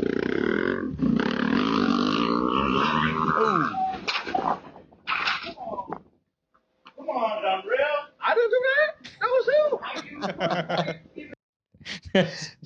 I tell you what. It's 3 fences. And Dude, I was reminded of something that we have completely overlooked as far as whiskey throttle goes. Do you recall when you talk about everybody sitting around and watching, somebody jump on a mini bike? Do you recall Blaze's little whiskey throttle situation? He still to this day denies it. Have you heard about He this? said it was the tree's fault. That he had complete control as a limb. I mean, Blaze has like a tremendous amount of self-confidence, so I feel like he needs something that just knock him down. knocks him down a couple of clicks there. But it would be my son, Blaze. yes. Yeah. So Josh lives down the street. So me and my son, we like to ride our mini bikes. We do it's like a little adventure over to Josh's house for a Sunday afternoon barbecue. So Yeah. I got my little CRF 50 with an 80 big bore kit on it. It's got the big bars and all the Got a good little stuff. yank, as they say. Yeah, she's got a little bit of pull to it. So Wyatt's ripping around on his little KTM deal, and Blaze is sitting there, and I kind of feel bad. Like Wyatt's riding around, Blaze is riding nothing. It's Blaze. Once you hop on that bike, take it for a spin, you guys can go cruise around. Just figuring like he's got this under control. He didn't have any reservations. He just jumped on it. And he had it for a minute and a half, 2 minutes. Yeah. So there we are. We're sitting in the backyard and looking at him and like, holy shit. Like, dude, he is cruising through the backyard. I'm like, wow. Like, I've never seen that. I didn't even know that thing goes that fast. Thinking that he's got it under control. Completely out of control. It was the longest whiskey across 2 acres of grass. So we see, and he's hanging off the back fender, and that throttle is just pinned, and he's in this racing stance. And as soon as he goes out of sight, you just hear the most violent wreck. He went under a tree, and there was a low limb. Yeah, which we'll see actually in a coming up video, but that took him. And line right off. Being the man of He tried. Extraordinary competence. He tried to shrug it off. I'm fine. However, like the visual damage was you can't shrug that off. Like he had cuts all over his face, laid his nose like it's like wide open. Remember, it just like cut from it's like eyebrow across the nose. Like he drug him across the carpet. Yeah. Yeah, he took himself and obviously, my primary concern is that I just put a brand new throttle tube on that you thing. didn't fuck that bike up, did throttle tube, grips, and I'm thinking, I'm like, damn, I don't have time to fuck with this. Like, is the bike okay?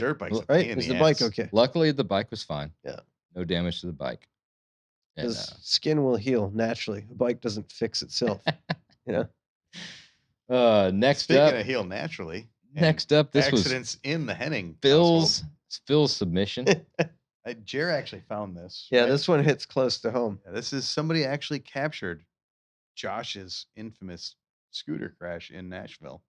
It's not. funny. Years ago. Funny. All right, kill the volume. It's not terribly far off. It's dead on to what Josh did. One hand off, down, shoulder, face. No, it's not dead on because I rolled. The key was the roll. You bounced. Well, you didn't if you roll. take that exact crash but add 20 miles an hour and a cell phone, you've got your scooter wreck. Yeah, but I'm telling you, the key was in the roll. That's what saved me. Yeah. It did save your Saved life. you from bitching all night about how bad your head hurt. I was fine. Y'all were worried about my concussed status. And I don't remember the rest of the night. Another one from Phil. I haven't actually watched this. This is a good one. This is the longest wreck with the best ending.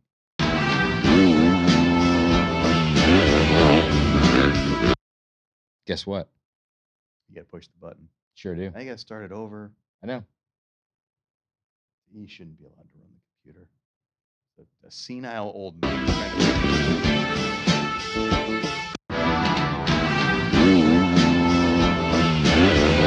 He's going down.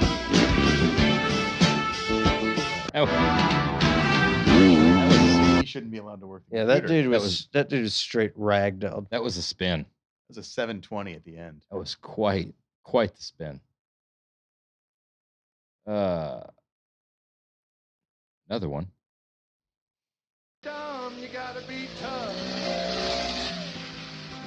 When you get knocked down, you gotta get back up. You're gonna be dumb, you got. He deserves every bit of that. That's what happened to Blaze, basically. That's every bit of that. Yeah, he deserves it. We just didn't see the point of impact. Anytime I see a golf cart. Golf carts are made for excited. wrecking, I think.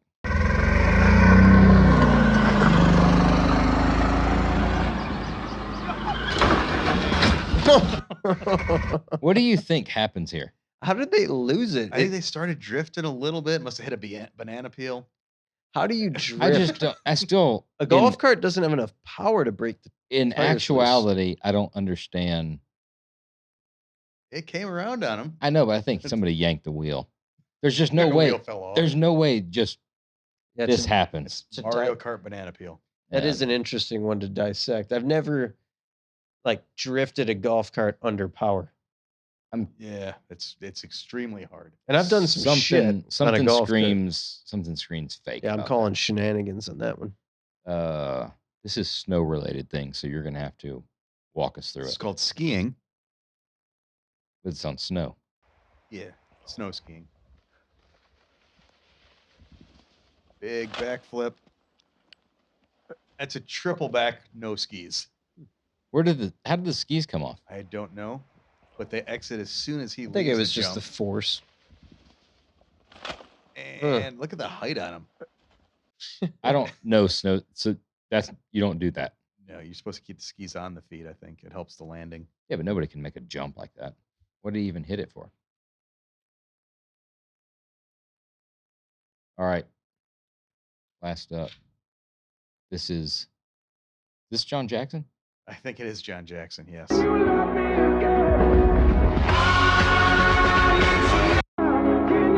That's That's bad. I don't get what happened. There's a It's like a locked up the backflip. brakes. Yeah, and then someone stuck a twig in his spoke and flipped him forward. Interesting. That's Most interesting. yeah. That seems Was a it? little. Yeah. Some of these people, I think, just trying to be famous. Just trying to wreck their shit. That one I don't 15 minutes, understand. How are yeah. you going that far and that fast? Backwards and then forward. I don't know. Have to ask John Jackson how he walked away from that. Maybe his beard got stuck in the chain and flipped him forward. Or his socks. Could be his socks. The brightness of his socks Yeah. brought him to a screeching halt. Sheerly on their brightness. It's a theory. Not a good one. Yeah. But it's a theory. If you have a funny video that you want us to check out, upload it to Instagram and include the hashtag Oil and Whiskey Podcast, or just DM us another cool video that you're like, hey, check this out. Awesome Miata. This guy looks like Phil. Or look at this guy that looks like Phil in a Miata. All three of those things are acceptable. We might review yours on the show. Thanks everybody for listening to the Oil and Whiskey with Roadster Shop, an Ironclad original. If you like the show, be sure to leave us a rating and review. Thanks again to our guest, Matt Saxton. He's way smarter and more mature than us. Listen to his advice. Don't listen to our advice. We'll see you next week.